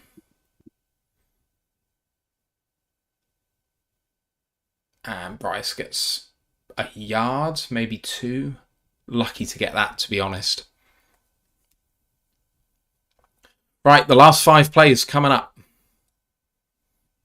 Oh, it's sad. The last 5 plays. It doesn't seem a minute since we started doing these. We've been doing them a month now. I know. I love Crazy. doing it. I love doing it. I might do more of this on the college pod during the year because I do miss my tape watching. It's fun. It's definitely fun. And if there's smaller tapes, you don't even have to do any research beforehand. You can just watch it and say what you see. You can do the research with the people as opposed to doing the research up front and then show them what you found. This is the last pass play of the lot. So curl route, then scramble drill. Not targeted, but Gibbs being Gibbs. It's about a 10-yard curl, and then you can see him try and go upfield. And actually, that's probably a penalty. It should be a penalty on Arkansas. I don't think it is, but just what? So watch.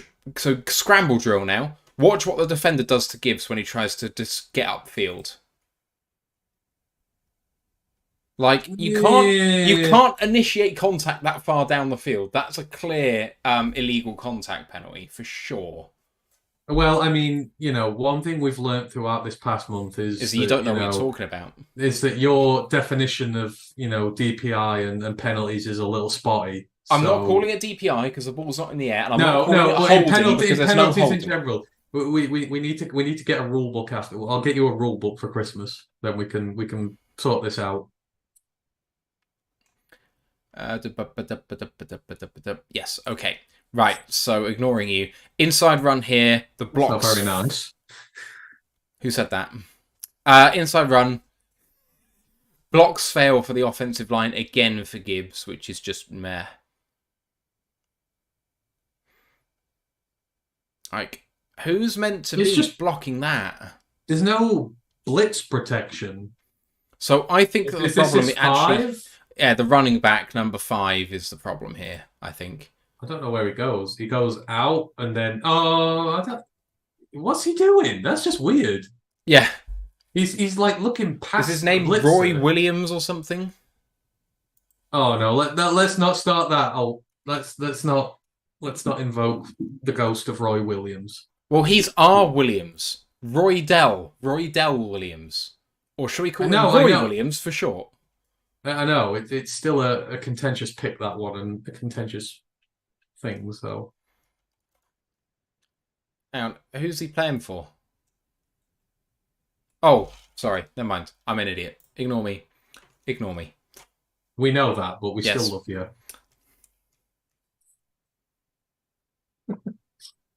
Right. Are you ready for a touchdown, kids? Because it's time. This is the other big one that people bring up as well. Well, one of the 2 in this game in 3 plays. So this is what I mean. This is where Arkansas are threatening to come back into this, and then he just shuts the lid on them. Again, these are the plays where Jahmyr Gibbs stands up and takes the game by the scruff of his neck, and voila. Lisa just said, "Who's that quarterback?" It's not Bryce Young. Maybe Jalen Milroe's in by this point. Is he in this? Might be Jalen Milroe. Jalen Milroe was the backup last year, so. Number 4. I don't know. I want to go back I think it's Jalen Monroe. Jalen Milroe, sorry. He was definitely the backup who played for them this year. He's more of a running back quarterback. Yeah. Yeah, Milroe. Okay. Yeah. He's fighting for the starting job this year, and he ain't gonna get it. Okay, touchdown time. This is an outside run, patient play by Gibbs, following his O-line, then spots the gap and explodes through for the 72-yard touchdown. This broke me, this did. I was convinced Arkansas were coming back to win this at the time, but... Goodbye. Look at the long speed. I mean, it's all the safety's fault. For as much as it is Gibbs with a fantastic cut, I don't know what the hell the safety's doing here. Or is it a corner? No, it is the safety.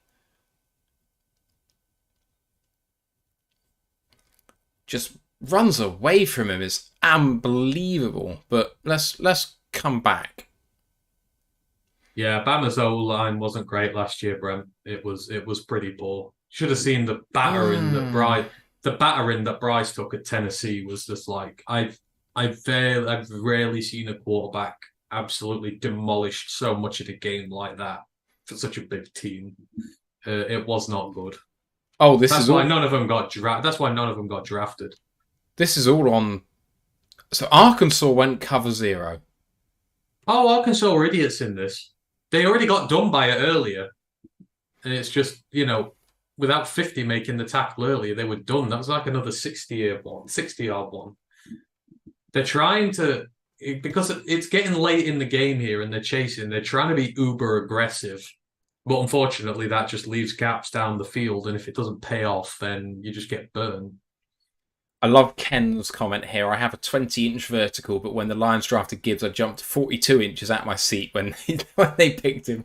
And also, Brent says, was Bama's O-line that bad last year? And I have to say, probably not as bad as it looks in the two games that we looked at. Ant suggested these games simply because it would have been... No, I've just answered that. I've just said they were awful. Well, okay, but you also picked these games in particular because they were strong defensive lines, which will show what Gibbs is good and bad at, right? Oh no, I showed the Texas game because of the passing. Okay. The Arkansas game, it was just because of he had a really big game. This is to show how important it was to Alabama. All right. I didn't really factor the D lines into this, but I mean, in fairness, Arkansas is always one of the best in the country. So yeah, it's another inside run, but again, the linebacker just gets there. Whoever that is, number 70, is that the? It's the center again, just screwing up. Just overrunning his assignment. Like, what's he doing? He's clapping his hand together like, oh, that wasn't my fault. Like, I clearly was. You're on tape. And right, this is the last play of the Check the Tape season. And it's been a good one, mate. This is another outside run. Sees the blocks outside and the gap inside. Explodes through for another massive run. This time, it is 76.5 yards. Just look how aggressive they are again. But beautiful, beautiful. This is good from the back view. This is just him in a nutshell. This is the intelligence, and then everything else afterwards: the contact balance, the long speed. It's just all there to be seen in the glory. This feels quite fitting, actually, to end on such a great one. Look, in it goes, follows the gap, gets tagged, stays on his feet, and then it's just like, see you bye. You see him constantly looking over his shoulders, looking where the guy is, just making sure he's aware. I mean, Swift had a habit of not doing that. When he broke free, he had a habit of not knowing where the cover and defense were. Jahmyr Gibbs is not that. Lovely play design by Alabama. You can see these three guys all in a row fencing off these three guys. The guy who's meant to make this tackle is 15. And he's got to defend two gaps. So don't take a gap because it leaves Gibbs free to go down the other one. Gibbs sees where this guy goes and takes the other one. See, Ken says it right here. This looks like a Javid Best play. It does. That is something you'd expect Javid Best to do and have the speed to do it as well. It's kind of almost the inverse of what we did against the Bears, the touchdown run that everybody shows. It's kind of like the inverse on the other side of the field, but kind of the exact same play. So yeah. But yeah, what better way to end it? It's like Jahmyr's special. Those are two big plays. Like I said, Arkansas threatened a big comeback in that game. Bama were on the ropes. You can't see it when we're just showing the few plays well, but I was watching that game very clearly, and it just felt like, he stood up every time that team got into trouble. He was the guy who got them out of it. That's what special players do. And he's done it for two sides at two differing levels against different levels of opposition with different levels of expectation. And he's been successful at it every single time. I already knew he was going to be a weapon style player, because that's what they really wanted from him, right? So I knew that he'd be able to run the ball, and I knew that he was a bit of an elusive back. I haven't watched too much of his play, so I didn't know quite how good his vision was. I didn't appreciate quite how strong he was to stay up, but just to drive for some more yards and all of that good stuff. So I learnt that in this little set of videos that we've looked at. But the other stuff that I didn't really know is how good he is in the scramble drill, how much he's always looking to help his quarterback out. He's always looking for work. The nuances in his route running. So I'm going to come out like I'm pass blocking. I'll do a little hesitation like I'm looking up to pass block, and then I release into the flat. You see on Madden that is technically what people are meant to do, but they get lazy and just run the route. He doesn't. The nuance in his play is really good. When he runs that angle route, I was showing you that he actually makes 2 cuts to make it work, and it makes it more difficult to defend than just making 1. There's other little bits and pieces in there where he's clearly been coached very, very well to make life more difficult for the person he's playing against. When it comes to his blocking, you may hear it's not perfect. I certainly postulated that it might not be seeing the PFF stats. And then when it comes out, the rep against Arkansas just now, where Bryce Young walks in for the touchdown, he levels that guy. His form is really impressive. So he can pass block. He can be the strong man who doesn't fall down under contact, who can drive for some more yards, sometimes taking 3 men to take him down. He can receive really well. He's got good hands. Did he drop a ball in any of that? I don't think he did. He can catch with pressure against him. You know, when there's contact, when he's actually trying to catch the ball, no problems there. This is an all-around player. Yeah, and he has the potential to be something special because of that. You know, it's going to be a case where, you know, they can use him just as much as they want to at anything. Obviously, Monty's probably going to take the bulk, let's say, of the running maybe to start with, but I expect him to still feature a lot. I mean, you saw the 2-back sets Bama were using. I would expect that to happen a lot. You have Monty in for the run threat, and then you will have him running, you know, out to the perimeter. You will have him on those screens, and then teams are not going to know what to do. You know, do you lighten the box up against Monty and that offensive line, or do you kind of leave Jahmyr on the perimeter on his own with blockers and let him do the damage there? That's going to be everything that you can do with him. So he's just a very special talent, and you know, I knew he was a really good player pre, you know, all this, but it was, you know, seeing him more and sort of watching him more since, just refining it all. It's like, yeah, he's actually, there's a lot more to him, and you know, but just don't think he's just sort of this special, because everyone who puts knocks on him is just like, oh, he's a glorified receiver, he'll not run the ball. It's just like, shut up. He can run the ball really damn well. He's tough. He can, you know, do what he needs to do. That, like I say, those pass blocking grades are the scrubs who do that. It is, and Yeah. that's why I just don't. People take views based on PFF, and they can be useful in some cases, but at the same time, you have to. That's why you have to, like Luke says all the time, do your own research, because you will find conclusions to those, you know, big organizations out there who think they know everything, and it's just not true. Right. I've got 2 questions for you now, just on this point. We've got Jeremy from Friday Detroit in the Twitch chat. Oh, hey, Jeremy. And he asks you, not you, just us, but I'm saying it to you, over or under on 65 catches in his rookie season? Oh, that's interesting. I'm going to firmly take the under. I think 65 is way high. I mean, so how many did Amon-Ra have last year? 100. I'd like to think it was more, but He had 100 plus. So you've got 7. Amon-Ra had 106. So, but I mean, you know, we're going to be playing what, 20, 21 games. We're going to be playing 20 games when we get to the Super Bowl. So, shall we say regular season? Let's limit it to the regular season, shall we? I reckon about 50 to 55. So in the regular season. Apparently, Alvin Kamara had 81 in his rookie season. That's the frame of reference. See, I'm going to put this out here. I think he can beat Camara's rushing stats from his rookie year. I Well, but do. on less catches, on less, on more Well, rushes. I think he can break his scrimmage yard total. Right. Okay. But So because I've said he could go really high because he doesn't need to run the ball necessarily all the time, but he will get a lot of usage in the pass game as well. It's like I, I've said 16, 1700. I could see that easy, and I could see him getting a lot very quickly. I think a lot will depend on how quickly he can develop some routes on the outside. If he becomes a viable Z receiver who can run more than a hitch and a curl, then because we've seen from the angle routes that he runs near the formation that he can run effectively moving slant routes, shall we call them. He's catching the ball over the middle of the field, running from right to left or left to right over the middle.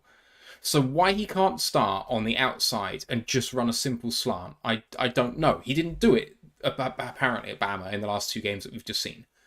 But it should be simple enough to incorporate that. And he can catch in traffic. So if he can develop stuff like that, I don't think there's any reason why he can't make that number of catches. But if he's making catches near the formation, he's going to have Amon-Ra St. Brown, Sam Laporta, tight end 2, potentially Brock Wright, Khalif Raymond, all wanting those catches as well. And I mean, But that's the point. It's how much attention will Amon-Ra get this year? We may not have the superstar outside receiver, we might not have the Justin Jefferson type on our team, but you still have a lot of guys who, if you ignore them, will cause you a lot of problems. I mean, you're going to have Amon-Ra and Laporta down the middle of the field alone, those two. We've seen that Sam requires extra attention, the way he runs and the way he operates. Teams are going to be wary of Amon-Ra now. He's had 2 years burning this conference, and teams are going to have to start paying him more heed. That they're just going to have to, because he's not just some simple slot receiver. He is a dynamic weapon who can do just about everything, and he works harder than the lot of you. And then you've got guys on the outside. Jahmyr, can you afford to dedicate so much attention to Jahmyr? We use a lot of plays in motion, which he's used for. So I think the volume potentially is there for him to be had. I mean, I guess it all really comes down to, do we, we don't want to pass the ball as much as we did last year, honestly, do we? We would like to be in more situations, especially not behind the games, where we can run the ball a lot more. And if we are that dominant this year and the run game is, then there'll be no need for it. But I just think with all the other guys in, he will be the one who gets forgotten about, because people think, oh, rookie. There are obvious guys on our team who are going to need attention. So, especially when J-Mo's back, it'll be even worse for teams. I mean, what the hell do you do then? I think he'll really explode then. So in the chat, we've got Brent saying 50 to 60, Ken Button saying 45 to 55, and then Brent saying, what a great problem to have too many playmakers that can kill you.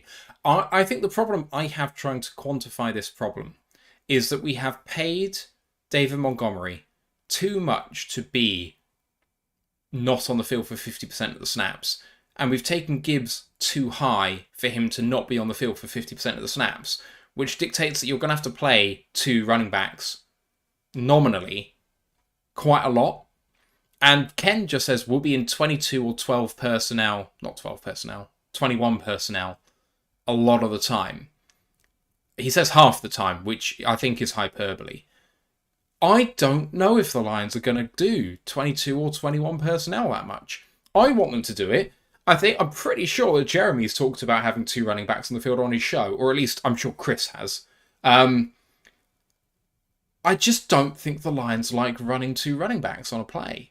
I don't think it's how they like to operate. But I think, in fairness, Gibbs and Monty are a lot better option than what Williams and, because the trouble is with Williams and Swift, it's very obvious who's there for what.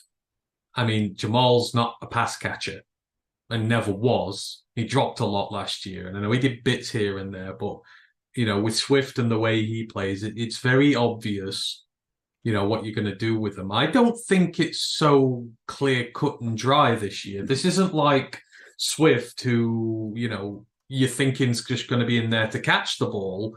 I mean, teams will be lulled into a sense of security thinking, oh, we're just going to use Gibbs as a receiver and then we're going to use Monty to run it. But actually, Monty's a good receiver in his own right.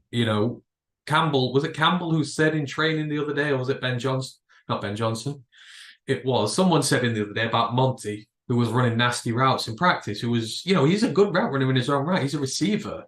So if you sort of get stuck into the mindset that Monty's going to be the guy you're going to run it with, and Gibbs is going to be the guy you throw it to, and you switch it up, that's when having two running backs in the backfield becomes a problem because you can mismatch them. And the amount of motion we use, the amount of trickery we use in our plays, I think they're a much better setup than the two last year. You've got to wait till you have the personnel at your disposal, really, don't you? This team's been built from nothing, so they've almost had to play a certain way going up to this point, given the talent that they have. And right now, they just have so much talent at their fingertips on the offense. You're going to be able to do things so much more differently. I think two backs will be a part of that.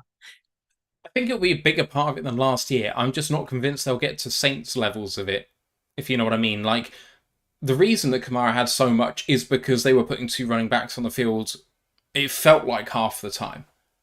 And I just don't think we'll get quite up to that level.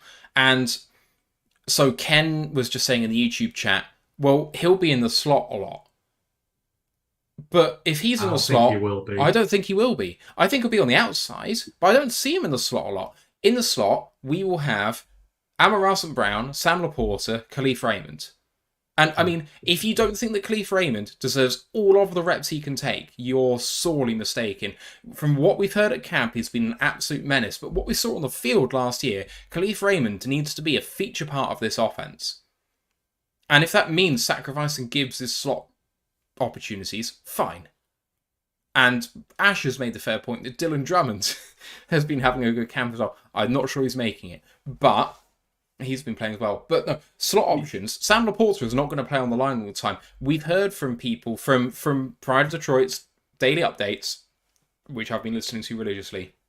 Sam Laporta, his blocking has been not quite up to NFL standard yet.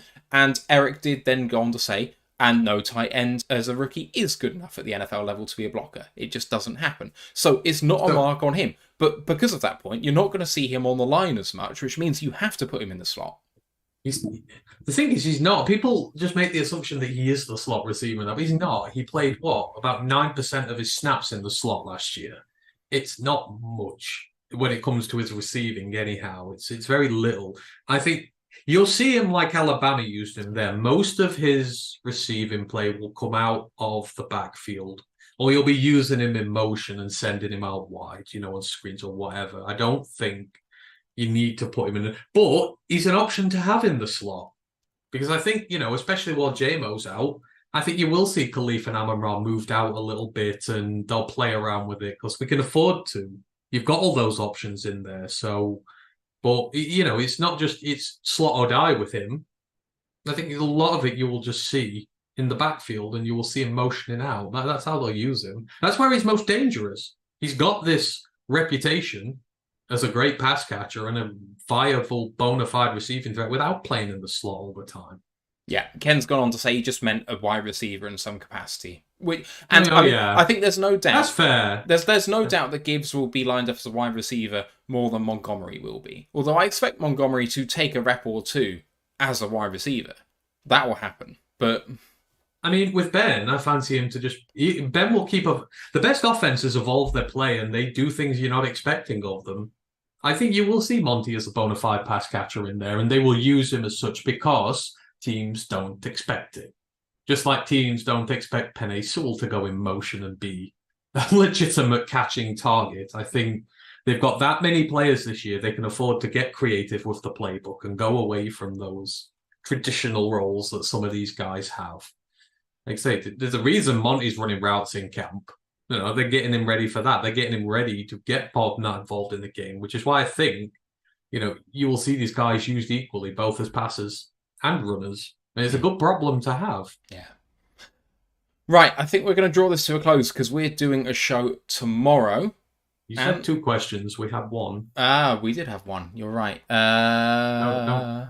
all these lovely people come and watch us. So, you got any questions? Get them in quickly. We'll answer them before we go, because I'm hungry again. Dat Fan Man said, now all of the tape has been officially checked.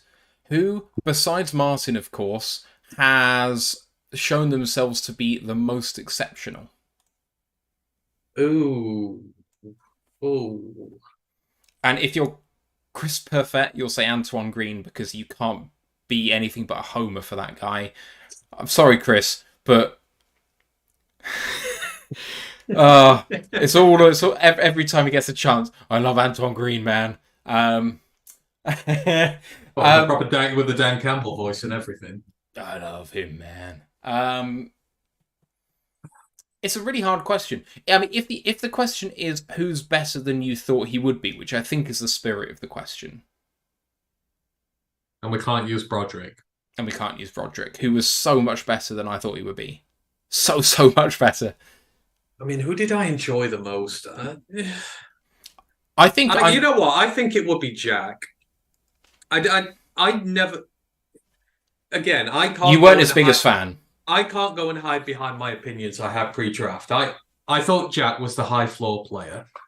You know, the safer option, the high floor player. Yeah. And and against the guys he was with, because I was the big Diane Henley fan, I will still stick by that. I think Diane, if he is done properly to where he needs to be, he'll be one of the best coverage linebackers in the league. And I think they're like gold dust and teams need them. However, sort of watching it more and going into it, you can't keep a tab on every single player going up to the draft.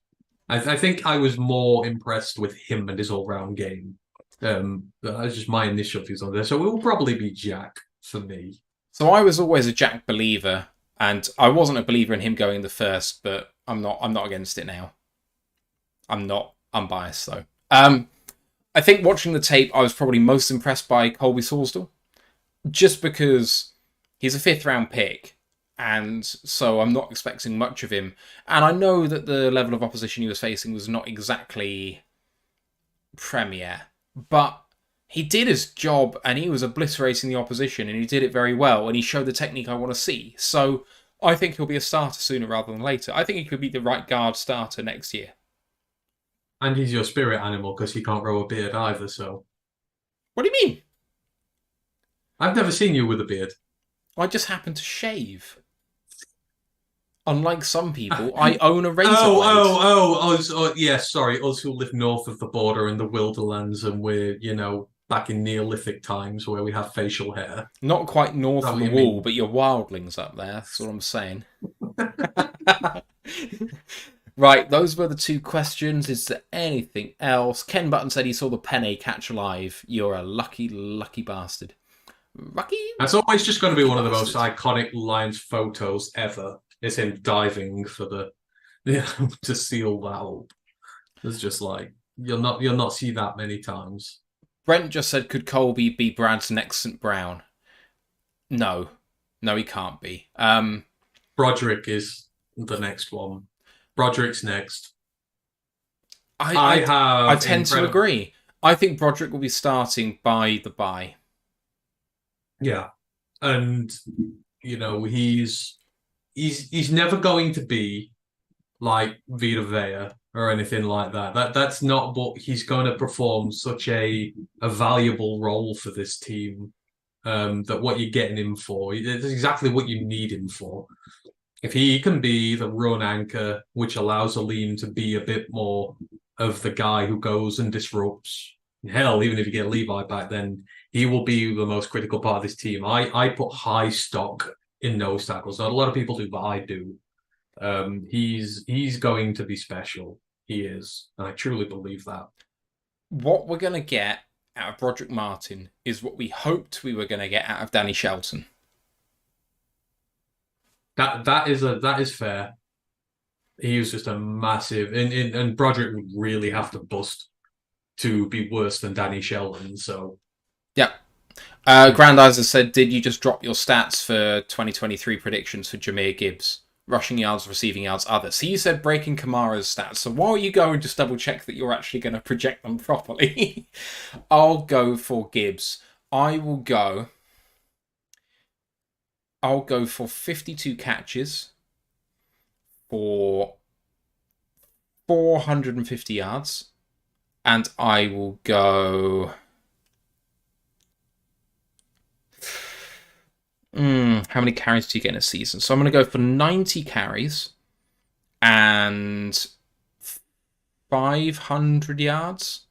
So that'll put him at about 950 all-purpose yards. I think with Montgomery in there, with a viable running back three, the competition for running back three is so fierce that they're going to eat into the reps of the top two a little bit. With Monty there, you're capping what Gibbs is going to do, and with so many goods near the line of scrimmage, near the snap area, receivers, slot guys, tight ends, it's going to impact what Gibbs does. He's going to be someone that you'll have to account for, and if you don't, you'll get burned, and you can't cover everyone. Part of Gibbs's power will be the threat he presents rather than the threat he provides, if you know what I mean. Like, it's not going to be necessarily in his production. He's going to open holes for other people. See, I think it's going to be the other way around. I think there are so many legitimate threats on the field that people are going to ignore him. And he will get the plays.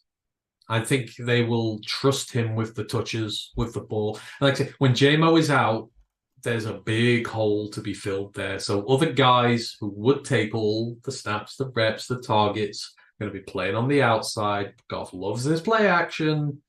I think those two are going to get like a house on fire, because remember, when Goff first came here, the first guy he made a connection with was Swift when it came to passing the ball to him, because he runs the routes he likes. You've said it several times during this video.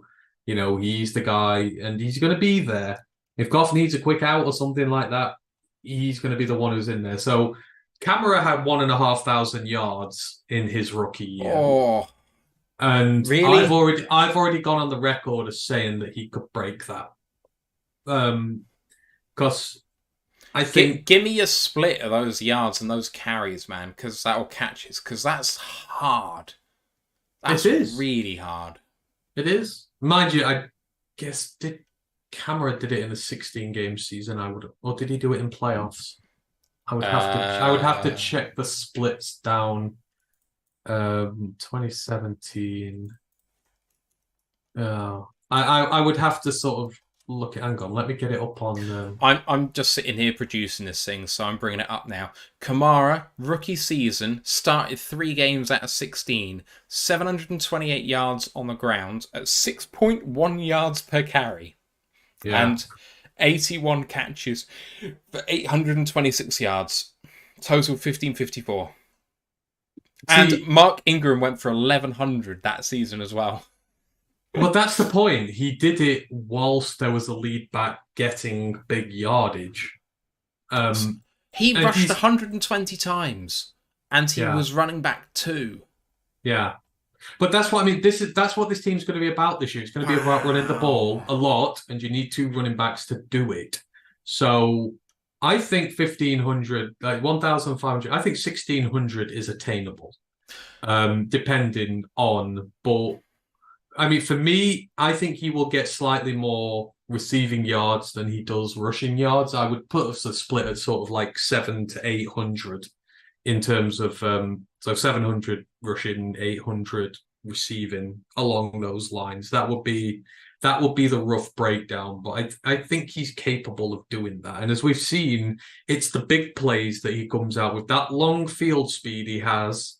If he gets in that 70, 80-yard chunk plays, he's soon going to eat away at it. And I don't know. I just believe in him to be able to do it in this system. I just think he's going to get a lot of use in the passing game, especially when JMO's out. Teams won't be ready for him.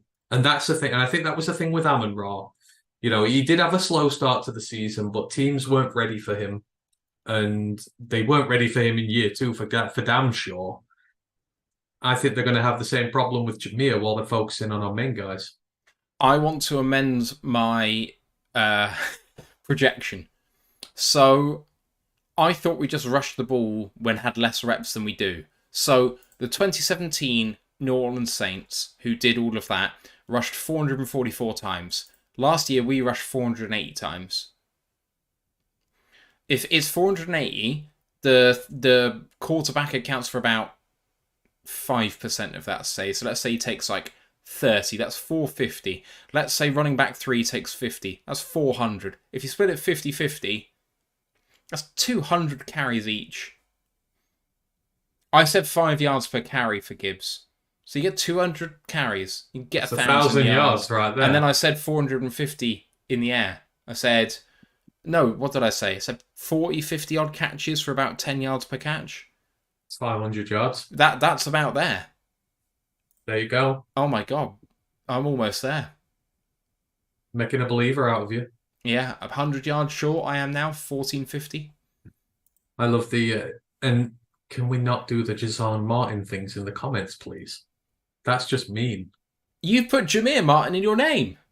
Yeah, because I'm owning, I'm taking ownership of a mistake I made here. I don't need you in the chat instigating things further. I'm taking ownership back.